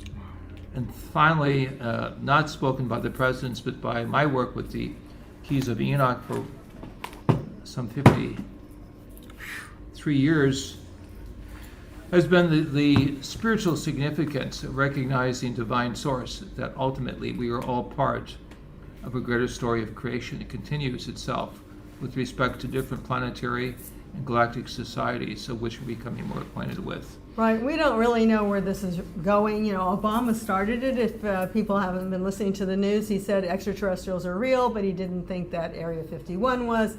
And then Trump said, well, you know, he's putting out classified information. Maybe Trump has to declassify it to protect Obama. And then Trump directly went to the Department of War, which is what they call it. It's kind of a sad name, but actually, and said, I want the information. Can you get that out from all these agencies about UAPs, UFOs, and anything related to extraterrestrial? So we're going to see what happens. I mean, a lot of people are very skeptical. They think maybe nothing's going to happen. Others say, well, maybe they'll release things just like the British did, you know, things that are kind of obvious and easy and he's not saying too much. Or this could be the beginning. Yeah. Who knows? I mean, all three are possibilities. It's a step. It's a step. Yeah. But we know something important. First of all, the Keys of Enoch mentioned that 2004 would be a time that the scientific paradigm would change. And we all know what happened off Southern California in November 2004 with what is called the Tic Tac objects being seen. Of course, some say that this is superior military technology being used by the powers that be. Others would suggest in the Keys of Enoch that we were being visited from the star nations because of the misuse of technology, particularly nuclear energy on Mother Earth, that could lead to atmospheric collapse and the death of human civilization as we define it. So we're at a very critical time. At the very beginning of the Keys of Enoch, for those of you who have a copy, for those who don't, I'll show you the picture. We have a picture, of course, that I saw in my higher consciousness experience of an ancient scroll being unrolled. And over that scroll in space, a great pyramid is being seen. Now, pyramids were seen over Moscow, over the Pentagon, over Washington, D.C. a few years ago. And the scroll is the scroll of Esther in the Old Testament, which is a story between ancient Israel and ancient Persia. Right, so where we see a modern version of Iran and Israel reaching a point of engagement, and we're not for power politics. Our message is one of love and reconciliation, but when we see now from above the diamond-shaped vehicles, the pyramid-shaped vehicles coming back, we realize our cosmic powers, if they are representing authentic probes into the human experience, are reminding us that there's a higher architecture of the soul that unites all people. And we have to reread the teachings of the ancient masters to realize that this is a privilege that we have to connect with the powerful forces of light, keys of Enoch called the Christ forces, in order to make this bridge work to the future. Right, so a lot of the vehicles, what Dr. Jack's saying, especially those taken by the Navy, seem to be triangular in shape, which means they're probably pyramidal. And there was one also seen over the Pentagon some years back, and that was also pyramidal in shape. In fact, that was spinning, so you can literally see that it's a pyramid. It also was seen over Moscow at an earlier time. I think it was 2009 over Moscow. And 2018, I believe it was over the Pentagon. So, you know, it's certain types of energy technology coming back. But what's really exciting is that the consciousness of humanity hopefully is opening at this time. And even though there seems to be a downward spiral, all of us, if I can say that, is part of the upward spiral. We're getting more and more information. Solar flares might even be part of that, actually breaking apart and activating our neurons to be more active. Yeah, the magnetic fields, they've even used this, it's called transcranial magnetic therapy. When you put that around someone who's depressed, the neurons start activating. Well, when the neurons activate, you're open to higher fields, as well as the magnetic field itself is shifting, of information. So we can reach out. We do remote viewing, as you know, and we can reach out to see things on this planet, on the other side of the world, or we can reach out to see things in the heavens, like Ingo Swann saw the rings around Jupiter. There's a lot of stuff that's available to us.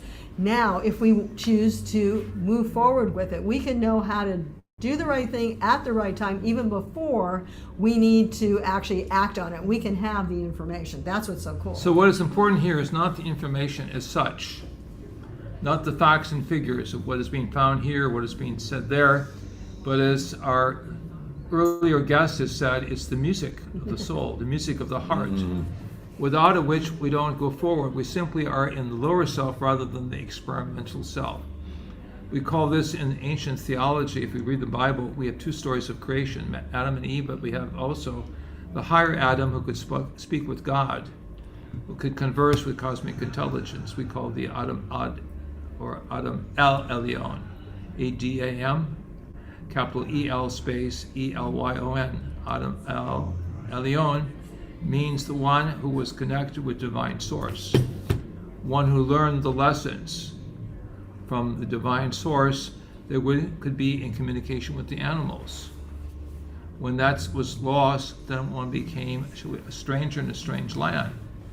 One missed, as it were, the story of the snake-like being that lost his relationship with human civilization and vice versa.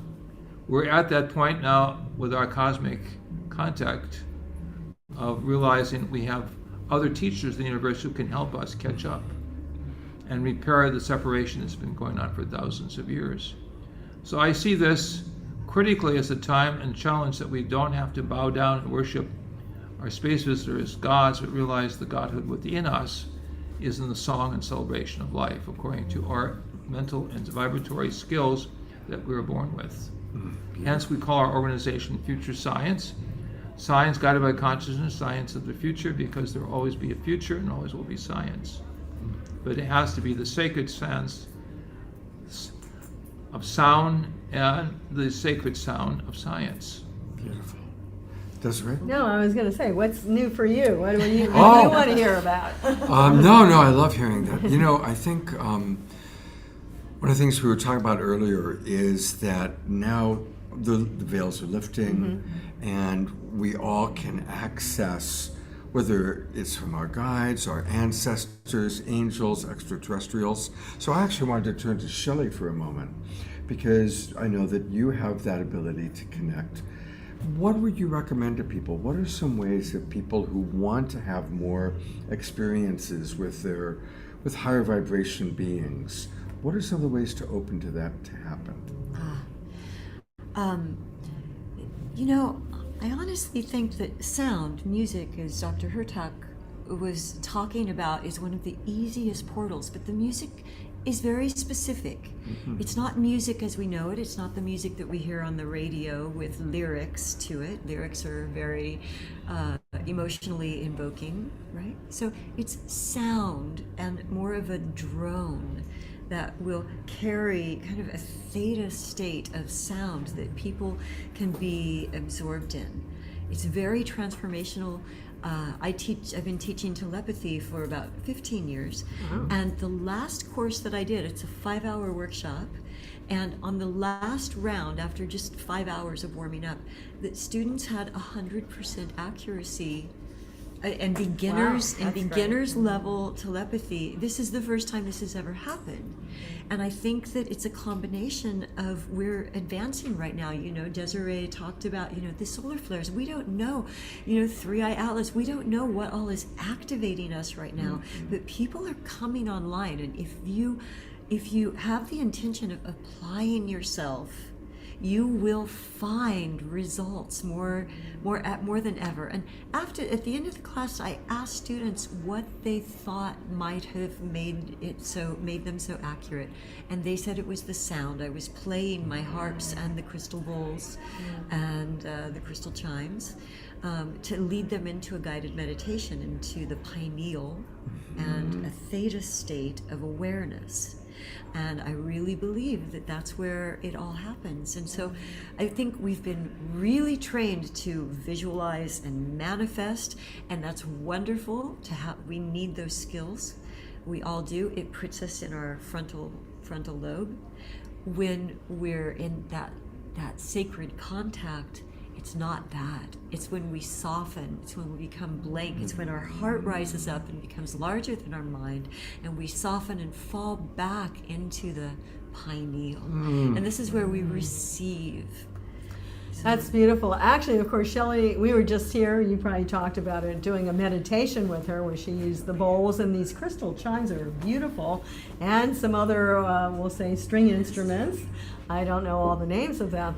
Well, one of the things we add to it, if you like, is some sound vibrations that you sing, because what they're finding out, even from Cornell Engineering, which is Cornell University, that if you have certain sounds that you're actually coming out with in your body, the resonant pattern, ultimately, if it's a certain type of, well, they're doing a kind of electronic play with it, like our ongoing resonance, but ultimately, if we sing mantras, we believe that the energies of the cells of our body will actually resonate. And so we like to do the mantras. It can be the Om, and we were doing Om Shanti Shanti Shanti, Om, which just means Om's peace, peace, peace in the Sanskrit, because that's also projecting energies out there of peace. Years ago, we worked with Andrea Puharj. He had 3 people in the Middle East. And we also were in his home in Ossining, New York, and we did prayers for peace, actually. And we were able, we feel, at the time when Henry Kissinger was doing his shuttle diplomacy, to put energies of peace out on the planet.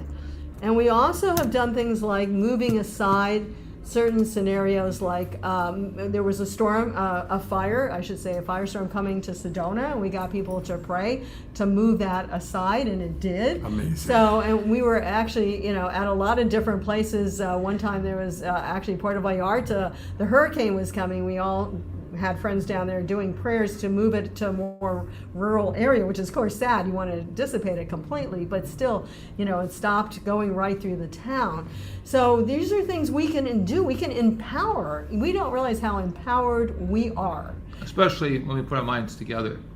This is the collective consciousness. It's humanity recognizing the power of the inner self in attunement with the greater self. The power of collective humanity waking up to realize its psychological, musical, and energy resources that haven't been used, and evoking and directing consciousness, creativity is some of the greatest miracle-working possibilities that we have found in our work. So the bottom line here is we're all being given an opportunity to see our cosmic visitors, not only do the loop-to-loop in the sky, but also to remind us that we must do the loop-to-loop within ourselves, looping the heart to the mind to the heart, heart, excuse me, and that is really opening the heart of what King David harp says, and why so many of the Psalms are addressed to the musicians. You know, the Bible has many books, of which the book of Psalms is a whole musical hymn book. And there's clear instructions at the beginning of every psalm of King David, who was the nominal author of the book of Psalms, Talem, to instruct the musicians, the singers, to orchestrate these words. And of course, we've done this in the Great Pyramid. We've done this in sacred chambers around the world, because it's not only, it's interesting, you know, people go to a pyramid to be energized by the pyramid, but a lot of times the pyramids want us to energize them, because they've also been sleeping. The Great Pyramid with myself in the middle of the light. When I was singing, the light became so strong it filled the pyramid. Wow. I shook the pyramid, and the Egyptian guards were perplexed. That's the Grand They Gallery. said, this doesn't happen for recorded history. This goes back thousands of years. We knew that there was ancient wonders that took place. I said, it wasn't my ability, it was just using the names of God that I was given a good opportunity and vocalization opportunity to bring the names of God together within the sacredness. And that was an illustration, and has been, to hundreds of musicians throughout the world, to go to their respective sanctuaries, their temples, their ashrams, their places, and to be, as it were, the Lord of the Rings, to connect one situation with another, and build around Mother Earth. So listening to music is great, but don't be afraid to sing too, because it's vibrating your body. You sing too. It opens the heart. The greater temple. Excuse me one moment. Could you check? I have this reserved from 6 to 8 p.m. Can you check to see if anybody is coming in at 8? Because if so, I need to really wrap it up. Yeah, I need to wrap up. And while he's checking on that, let me just show people how you can get more of our friends here. We'll start with Shelley. Yeah. So ShelleyReef.com. Now, when you were talking about your training, I know some people said, I'd like to do that. So is there a place on your website that I can go to? Telepathy? Absolutely. So if you go to my website, you can find all of my events for my telepathy trainings. You can find my harp trainings, and also listen to the harps. We sell the harps on the website. We play them right on the body. So yeah, there it all is. And you can also find me. I'll be at Sedona Ascension Retreat. And we'll be there too. Excellent. Yeah, it's going to be fun. Yeah. I'm actually doing keynotes on my Cosmic Contact now. I've finally come out and am talking about my lifetime history. This is how it's not mine, how I know how to do all of these things and play these instruments. I am not a trained musician. You channel it. At all. It comes through, and it's the same frequency and feeling and sound that I experienced during Cosmic Contact, that I've been experiencing in childhood. So I just learned that we do have to be out of here in 12 minutes. And somebody's coming at 8? Wow, okay. The Wi-Fi else. Right, okay. So I'm going to go show people how to go to the Keys of Enoch. I want to get Tangela and Joan and Moon up. So if you go to the keysofenoch.org, not but just keysofenoch.org. This is one of the most elaborate websites. Definitely check out all the different offerings from JJ and Desiree, their teachings, their books, and their academy, their Future Science Academy. You can learn more about them as well, and see all the different places they're going to be. We will be with them again in April at the New Living Expo. And let's bring up Joan. Thank you very much, Yes, JJ. and I'm happy to be with Joan and Tangela and team. Yes, Dr. Hertog. Dr. Hertog and Desiree. That's beautiful. Hey. Love being Shelley. with you guys. Love you, Shelley. Yeah, definitely. Don't worry about having us. We'll come on. You sure? Well, of course. We'll be You quick. sure? Unless you want. I want you. I want. Yeah, Yeah. yeah, So yeah. let's do five. We're We're going to be Yeah, quick yeah, because okay. we have to be quick. We have to We've got so introduce many Neil. things to do. I'm introducing you in You know what? 5 minutes. I'm gonna pop out and just that way you can get all three in. I'll intro. Okay, You'll exactly. intro. You'll do it. Hello, everyone. I am so excited because we are here live at Conscious Life Expo. I know we love tuning in with you guys online, but we love also being in person with our amazing soul searchers, including doctors Desiree and JJ Hertak. And of course, I'm here with Joan of Angels and Moon. And Joan is organizing with our dear friend Neil Gar from Portal to Ascension, New Living Expo coming up in April. And we're so excited to be a part of it, Joan. I know, I'm really excited. It was just like a whole unfolding. Yeah. And for Neil, it's next step for Portal to Ascension. Mhm. But we're taking it over, we're revamping it. We have over 100 speakers. Including me. Including Tangela. And Moon. Including Moon, yes. Including Including the the Hertaks, Hertaks. yes. Including Shelley Yes, Reef. including So Sky. the whole team is going to be there with there, us. So back we're in really, San really Rafael. excited. Yes, yes, yes. And so it's going to be in San Rafael, April 17th to 19th. So just reach out, New Living Expo. We'd love to see you. Yeah. And tickets are only $55 for 3 days. Like, that's amazing, a steal. yeah. Okay. The second thing I want to tell everyone is that I'm teaching a class on Tuesday on Nice. when decisions matter, because I realize that many of my clients have issues making decisions. Not just an issue, they fall apart.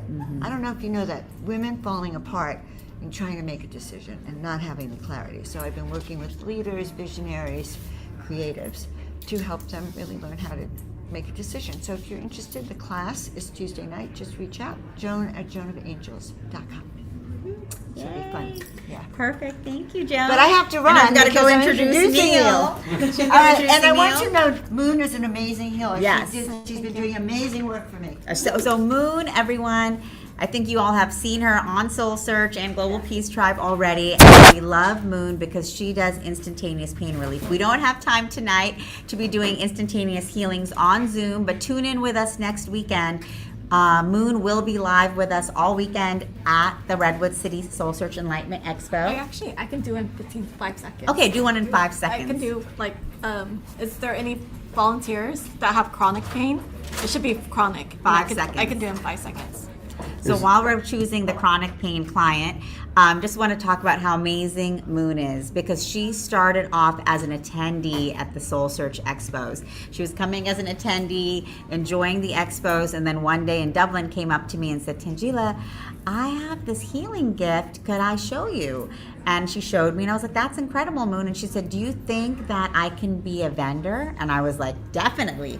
And she started becoming a vendor and then a speaker, and now she's at all of our expos and has such an amazing following, and she's here at Conscious Life, and she's going to be at New Living. And so, Moon, I'm so proud of you. And I will be your volunteer. Yes. Because I actually have chronic pain right here. Okay. Yeah. Okay, I'll do it. Do I have permission to connect with your soul? You can do anything. I'm gonna put a bubble white line protection around you, so only white line positive energy can come through. I'm putting a bubble white line protection around me, so only white line positive energy can come through. So I'm gonna start the session right now. I'm gonna do intentions that 100% of your chronic pain in your left hand is gone now. Do you still feel the pain, or is it reduced? You know, I guess I still feel it. Okay, so Yeah. can I touch it? Absolutely. Okay. Or I'm gonna use It's an right object. here. Can I It's use right an here. object? Can you take it off or no? Yes. There we go. Okay, I'm gonna channel intentions into this object that 100% of your pain in your left hand is gone. Okay. Oh, thank you. Okay. Do you feel a reduction in pain? I do. How much is it reduced by? Oh my God. Is it gone? Not gone, but I would say it's reduced by about at least 50%, Okay, maybe 75%. can I touch it? Yeah. Okay, I'm gonna do intentions that 100% of your pain in your left hand is gone now. Okay, so do you still feel the pain? Sorry. When I move my thumb around a little bit, yes. But how much is it reduced by? It's reduced, I'd say still about 50%. Still 50%. Yeah. Okay, I'm gonna do one more intention. I'm gonna do intentions that you have full range of motion, and if you move your hands or your fingers, there's no pain. Okay. It's better. It's better. It's better. Hi. Thank you. Yeah, thank you. Thank you. What a wonderful way to complete. I want to bring up Shine and Crystal. And so we're gonna. We'll see you next week. We'll see you next week, Scott, and we'll see all of you next week online or in person with us. We love you guys. It's so good to see Aw, you and too. let's hang out tomorrow. Yes, let's hang out tomorrow. Text Okay, me. I will. Okay. I will. I'm sorry I didn't today. Bye, Flew by. all. It's okay. And Shine Scott, and brother, Crystal. Scott, Yes. when you leave the Oh room. my God! And Danny is here. Danny and Sarah, come on in. Hey, Scott. Yes. When you leave the room, will you stay on with us? Because we could have prayer time and a song. Oh yeah. I'll turn hosting back over to you. But you'll be on again from outside. Okay. Yeah. I'll. No, it'll be hard for me to do that with this computer. So, Okay. All good. When I say bye bye, it'll be bye bye. So I want to briefly thank Shine and Crystal, who have been hosting everybody coming in and out. Danny and Sarah just showed up, so we're gonna bring them on in a moment. But tell us briefly about Unite and what you're doing. It's a beautiful platform for wellness. We have a website, unite.love, which is sort of like the new conscious Facebook, and we have a speed healing app. If you search speed healing in the App Store, you can book free sessions, offer free sessions. It's a beautiful tool to connect with healers and bring more well-being into the world. Yeah, we're really excited to make it super easy for people, for all our amazing healers in the world to do more healing, less marketing, less funnels, and just actually be able to reach the clients that you're looking for, and for people to have more access to healing and health and well-being. So. And we are going to feature them in a big way in about 3 weeks. Yay. We'll schedule that. Yeah, for Absolutely. sure. So- Thank you so much for your help. Thank you so much. Danny and Sarah, come on up. Love everyone. Well, how wonderful that we're going to conclude our evening tonight, at least the Conscious Life Expo part of it, and then we'll turn over for prayers to Omashar and Diara and Desiree. But we've got the wonderful Sarah and Danny with us.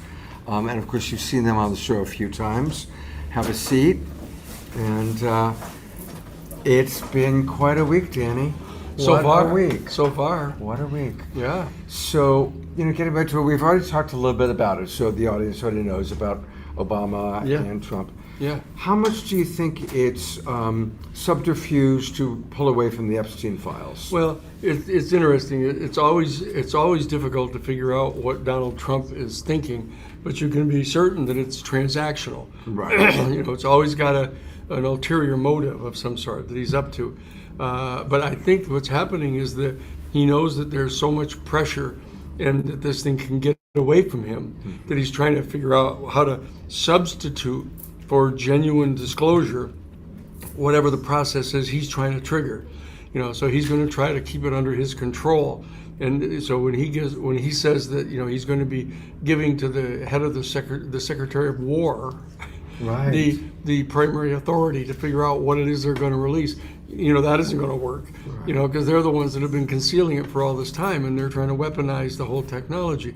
So what we have to do is try to take advantage of this kind of opening of the door a little bit by him to go in and have Congress pass a statute compelling him to do what he's promised he's going to do. Right. He said he's going to do it. He's told everybody publicly on his Truth Social that he's going to do it. So what we have to do is just codify it and make him do it. Great. And issue the executive order and have the Congress follow up on it by passing a law commanding them to do exactly what it is that they're telling them to do. They've already been ordered to put it all together, back in 2003, December of 2023 rather, and they've been ordered to do it, and they haven't. So him telling them that he's promising going to tell them to do it, is like an old 2 or 3 steps away. It's like trying to pick up a hat, So what we're trying to do now is have Congress follow up on it. That's what we really have to do, to have Congress empower themselves to move into this particular field now, and issue a command to them, and very importantly, to appoint their own panel to review all the documents. documents, not to have the president appoint some panel that he chooses who they are, you know, and they'll be all people in the private aerospace corporations and all that stuff. So Congress has to step in through the door. It's one of those things when you're selling a vacuum cleaner, you know, you get the door open, you put your foot in the door, Right. get your foot in the door, and then get in there. So that's what Congress has to take advantage of this moment to move forward and to bring to some sort of a climax the kind of getting ready that they've been doing to make this demand. Now, I saw your email urging us to really reach out to Congress, and I Yes. want to take people, and of course, many of our audience have already joined, but if you haven't yet, please go to the newparadigminstitute.org, newparadigminstitute.org. And is it best for them to go to Citizens for Disclosure? Yes. Mm-hmm. Okay, so then if you Sign click right up. up here, go to Citizen for Disclosure, And join. sign up, join. It's Yep. free of charge, and it's really important. And then you can put in all the different ways that you can support this incredible movement. That's right. And anything else you want for people to know as far as how to take advantage of this moment? I'll turn back over to Sarah. Well, I think we're in a moment of history that is going to change everything. When disclosure happens, and it will, it's a question of how quickly and how thoroughly and how honestly it happens. But in order for it to happen, we have to have a Congress that assumes the responsibility that it legally has, which is to classify and declassify things. It has the authority, not the executive department. And Danny's done all the legal research that shows all the Supreme Court cases, all the rulings, all the everythings clearly show that the Congress has the authority. We have to tell them as citizens, as voters, we want you to do this. We want this to happen. We have the right to know, because this information could give us the solutions that we need for the most existential threats facing us. It's climate change, it's nuclear war and the buildup of nuclear weapons, it's pollution. All these things have been spoken about by the ETs to us for years. So we know that they could help us with that, but also, I mean, we're talking about beginning to negotiate and be neighbors with galactic citizens and other galactic civilizations.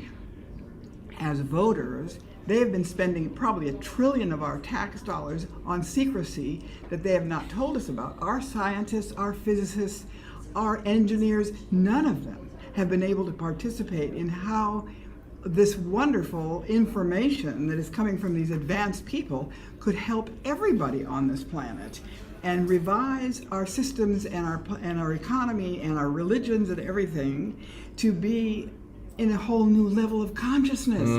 And so we just have to realize that we as citizens have a huge role right now. We can't get this without the voters saying we must have it. So right now, 435 House people are running for office in 2026, and 33 senators are running. And what we want to do with our wonderful Citizens for Disclosure movement, which is building every day, we have leaders in 35 states now, but we're expanding every week. What we need is our people to go to all of the campaign things in their area and ask the questions of the candidates. If you are elected, are you going to work hard to get us the full disclosure of UAP, UFO information? Because we need this and we have a right to know. And if that starts happening all over the place, it becomes a national story of what the citizens want. And they'll do it because they want to get elected and they want, right? The voters have to let them know.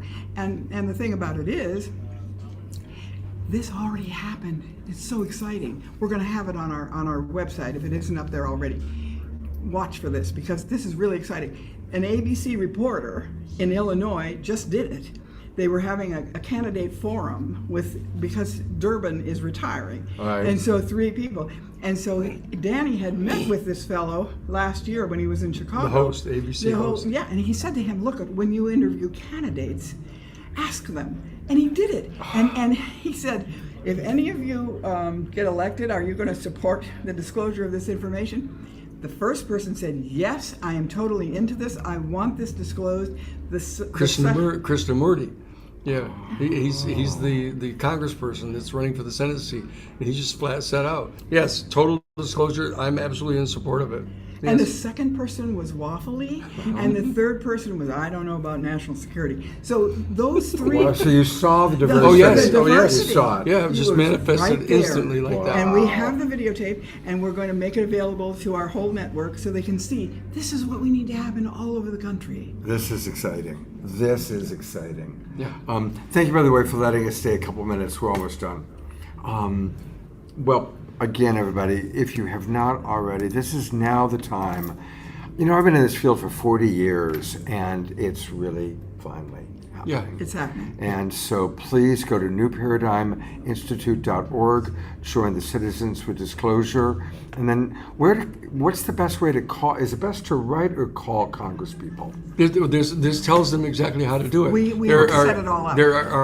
It's all set up. They've got specific communications all prepared. All the people have to do is push the button, and it goes in. And to their person. To your person. Congressperson. Well, show us how that works. So let's take a look. So, which section do we go to? We go to Citizens for Disclosure. Where we are. We go to Action. Take action. Take action, right there. There we go. There we go, and here we go. And It's right to Congress, and when you go into any one of those actions that goes, it goes to your congressional district. Your zip code Yes. Wow. tells our machine how to send the message to your person. Fabulous. Yeah, Fabulous. It's all designed to get people started. Once they get started and they see how easy this is, then they get excited about it. Then they say, okay, I'm going to join to be the Citizens for Disclosure. I'm going to invite people from my neighborhood to come to the house. I purchased a copy of the Age of Disclosure For $25. You can get it on Amazon and show it to your friends and neighbors. And they can all send an action. Yeah. And then they can all become they can become Citizens for Disclosure and contact the same congressperson. And then when you have a team and you're building your team in your community, when the candidates come to your area, you can be there with signs saying, we stand for the right to know, we want disclosure, and if the moderators don't ask the question, you can ask the question. That's right. In the town halls, all the town halls, just stand up and ask them. And then eventually what they'll discover is that they happen to be in Washington D.C. and they go to their congressperson's office, and you say, "Oh, I'm from Citizens Disclosure." They say, "Oh, you're those people." We've been getting hundreds of communications. Oh, that's great. exactly how That's they what respond. we want. Yeah, so come on in here and sit down and let's talk. Oh my God. Yes. Danny, Sarah, God bless you both for the work you're doing. Well, Thank you. bless you guys for this. This is cool. What an amazing show we've had. We've got to go because other people are waiting to take over the media room. I'm going to turn it over to beloved Omashar. You guys, love you so much. And Omashar, I am going to make you the host. You are going to have the power partner. And take it away. And because I made you host, there you go. There you go. See you, Scott. Love you. Thank you, Danny. Thank you, beloved ones. And what we're going to do now in our last little closing is we're going to bring up Diara and Desiree and have a little prayer time. And we'll finish with a nice, gentle closing song. So, it happened without me. And spotlight. All right. So if you guys want to unmute yourselves. And see you in a minute. Love you.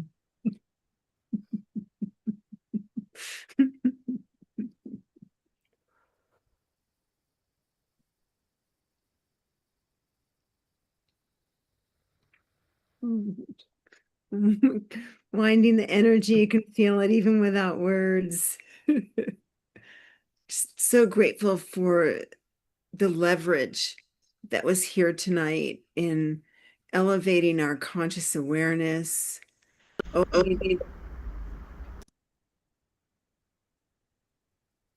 and inside this beautiful container of family galactic to ground.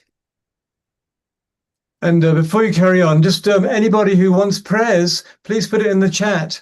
And there we go. That was the missive. All right, taking a nice big breath in through the nose, out through the mouth. Ite kerete garoba kerete gera galare siro bore di soro ore di karore de saragara sero bore de saragara takare takara kara. Ite kara, I'm seeing our galactic family here as well. Ite kara bore ti ite kara te garo bore ti ite kara bore sira kare te kara gare soro bore sira kare ra si ite kara gare sira. So sweet, so sweet. And taking that healing balm that was just brought in and sending it to our beloved Bonnie. Healing for MS, reading them from our chat, more prayers for Bonnie, prayers for Aisha's healing. And just send that in telepathically. Just all the love, all the transformation. I'm seeing pictures of loved ones who are ill and need healing. I'm seeing prayer requests for financial abundance to come in. I'm seeing lots of prayers for world peace, for the dismantling of the raising of the arms race. More prayers for loved ones, for children, remembering the cities still under what we would call siege and letting them know they're not forgotten. More prayers for peace. Prayers for Ryan, an old soul who was young and started the process of sacred ayahuasca. Prayers for the plants, the trees, all of life on this beautiful earth, all the life that we can't see, that we don't know about. And Desiree. Utige te karake te karobo kere te karade te karobore si te karare te sira kare te karakare te karakare te kara. Connecting with the frequencies of the galaxy and those other planets, those other races, bringing in the divine energy from that. Ite kare te karo raising that frequency te karobore si te karate opening our hearts to kure te kare and expanding that. Ite kuro bore sira garete kuro bore sira garete garete kuro bore sira garete garete sira garete kuro bore sira garete ra saragete ka. Anchoring that in to kuro garete garete garete kuro bore sira garete saragasa. And with the prayers for a surge of kindness and goodwill across the planet, I've also felt this prayer for the tough things that we need to do, the tough discussions, the tough choices, that as we walk this road of integrity, that we be given strength and courage to do the right thing, to do what love would have us do.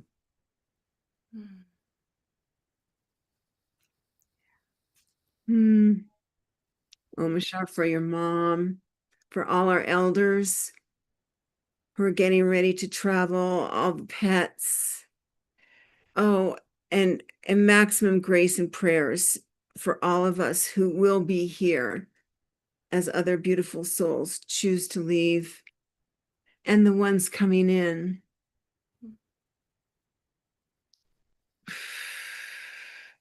Yes, yes. Reading the chat again, the other states being affected by the force.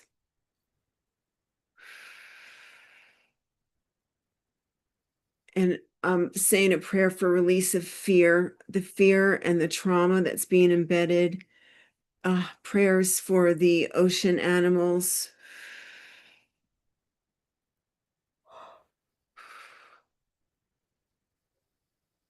And let's take that collective fear and the concern, and again, it's real, and bring that into our beautiful cauldron, our beautiful space of safety.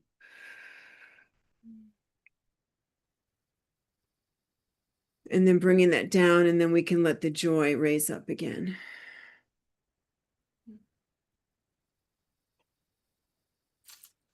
Looking at my beautiful soul sister here. So beautiful. That is a lot of energy. So beautiful.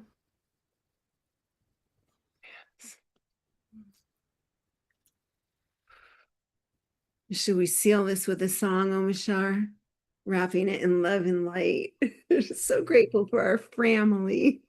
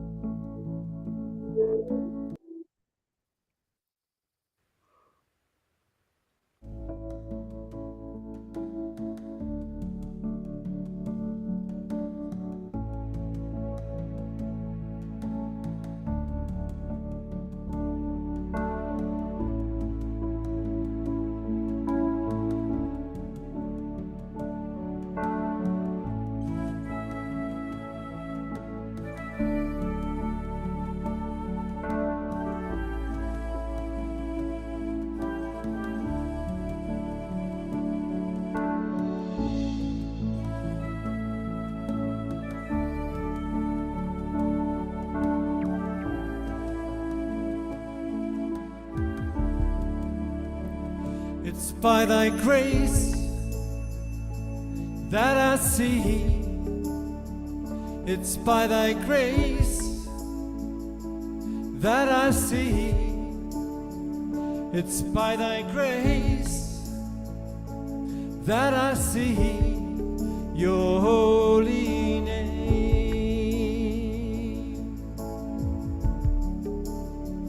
It's by thy grace that I feel. It's by thy grace that I feel.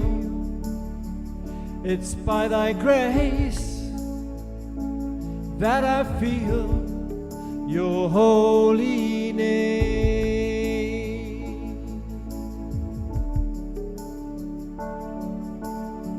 Someday the day shall come when all the glory shall be thine. People will say it is yours, but I shall deny, not mine.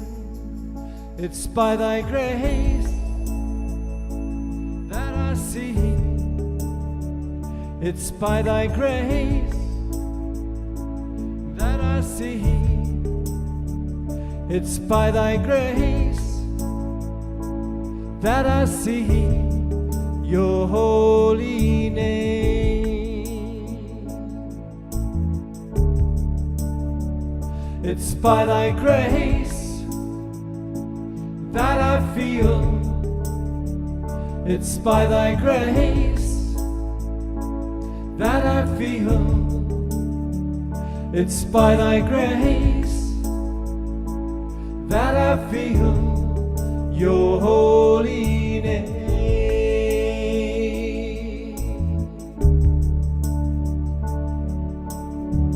Someday the day shall come when all the glory shall be thine. People will say it is yours, but I shall deny, not mine.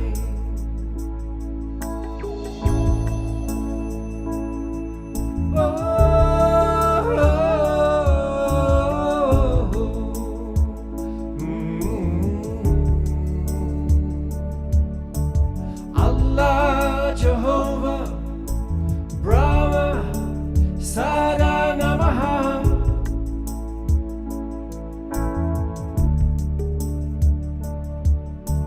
Allah, Jehovah, Brahma, Sada Namaha.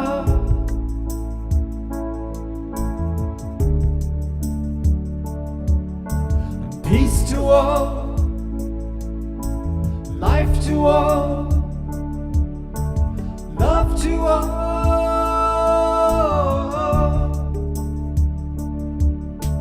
Peace to all, life to all, love to all. It's by thy grace that I see. It's by thy grace that I see. It's by thy grace that I see your holy name.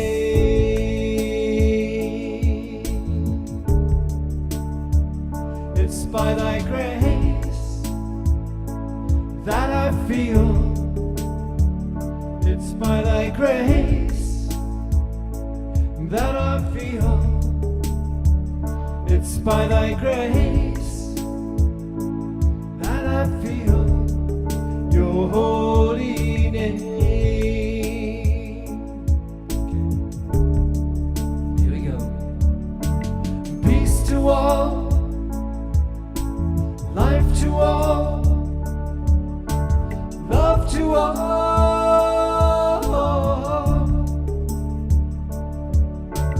Peace to all, life to all, love to all. Your holy name,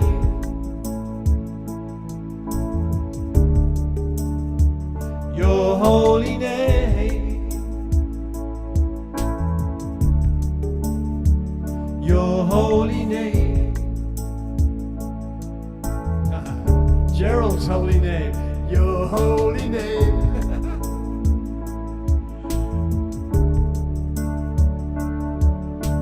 Peace to all, life to all, love to all.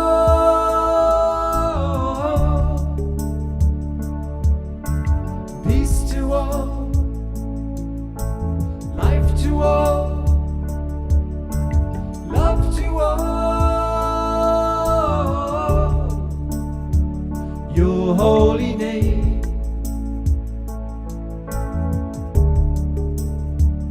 your holy name, your holy name,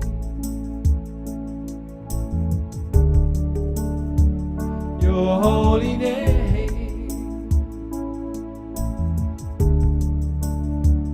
It's by thy grace that I see.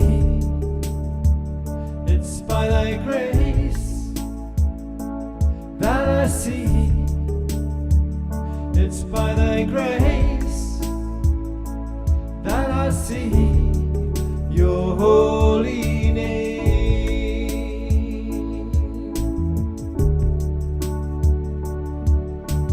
Peace to all,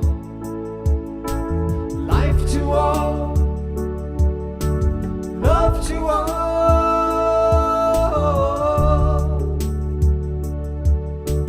Peace to all, life to all, love to all.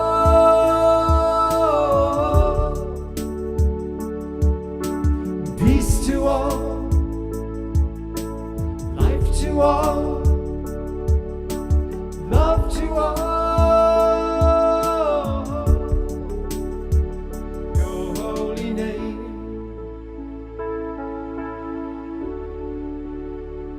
your holy name.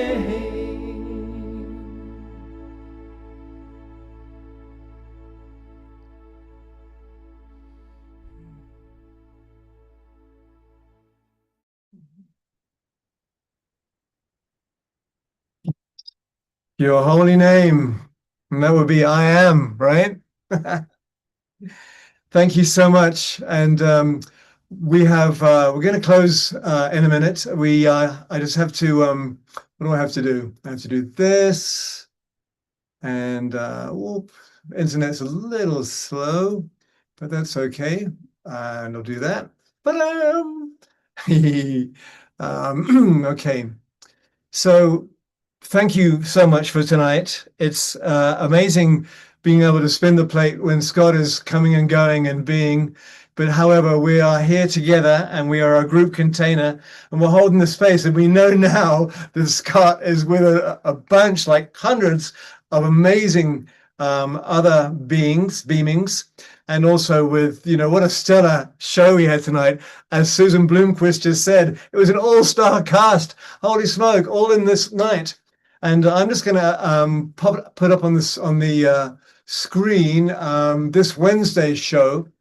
Hopefully I can do this. Where has it gone? There it is. Hang on a minute. I got a screen share for a second. Bear with me because I live in Colorado and actually bears are always with us here. Ha ha ha. I think there it is. So our show on Wednesday is this one, A Powerful Formula, Meditation, Magic, and Mystery, Manifesting Miracles. And this was a cunning plan cooked up by Kristen Hoffman and host Scott Thomas. I'm just reading what's in front of me. And they wanted this year to be full of meditation, magic, and mysteries. And so we have Alison Keaton, Jennifer Thomas, Kristen, and beloved Dr. Ann West, who is a good friend of mine. And in fact, we'll talk about it on Wednesday, but she is also an amazing songwriter as well as a healer. And we'll talk about that on Wednesday. So we'll go back to here. And how do we go to gallery view? I don't know. I'll try that in a minute, but I'm going to say good night. I love you all. Thank you, Diara. Thank you, Desiree. Thank you, all of us. Bonnie, beloved, Roger is with us. I know there's a moment or 20 to go through before we all come to that same place, but he is shining his light and love down, not even down, out through us. I can feel him. I love him so much. And I'm going to just see if I can, what happens if we do gallery? Do we all see gallery now? We do. Okay. I'm not too sure. Scott's usually the master controller, so I'm going to be a master controller tonight. Thank you, beloveds. Love you all. We shall hopefully see you on Wednesday for, what was it? Magic, mysteries, and something else. I don't know what it was. However, there we are. Thank you. Tracy from Australia. Good day, mate. And I feel you all. And we have Frodia here from the Netherlands. Dude. Okay, I'm just going to say good night. Have a good night. And for you, Tracy, have a good day. Hey, Dan, Mark. Bye. Love you. See you.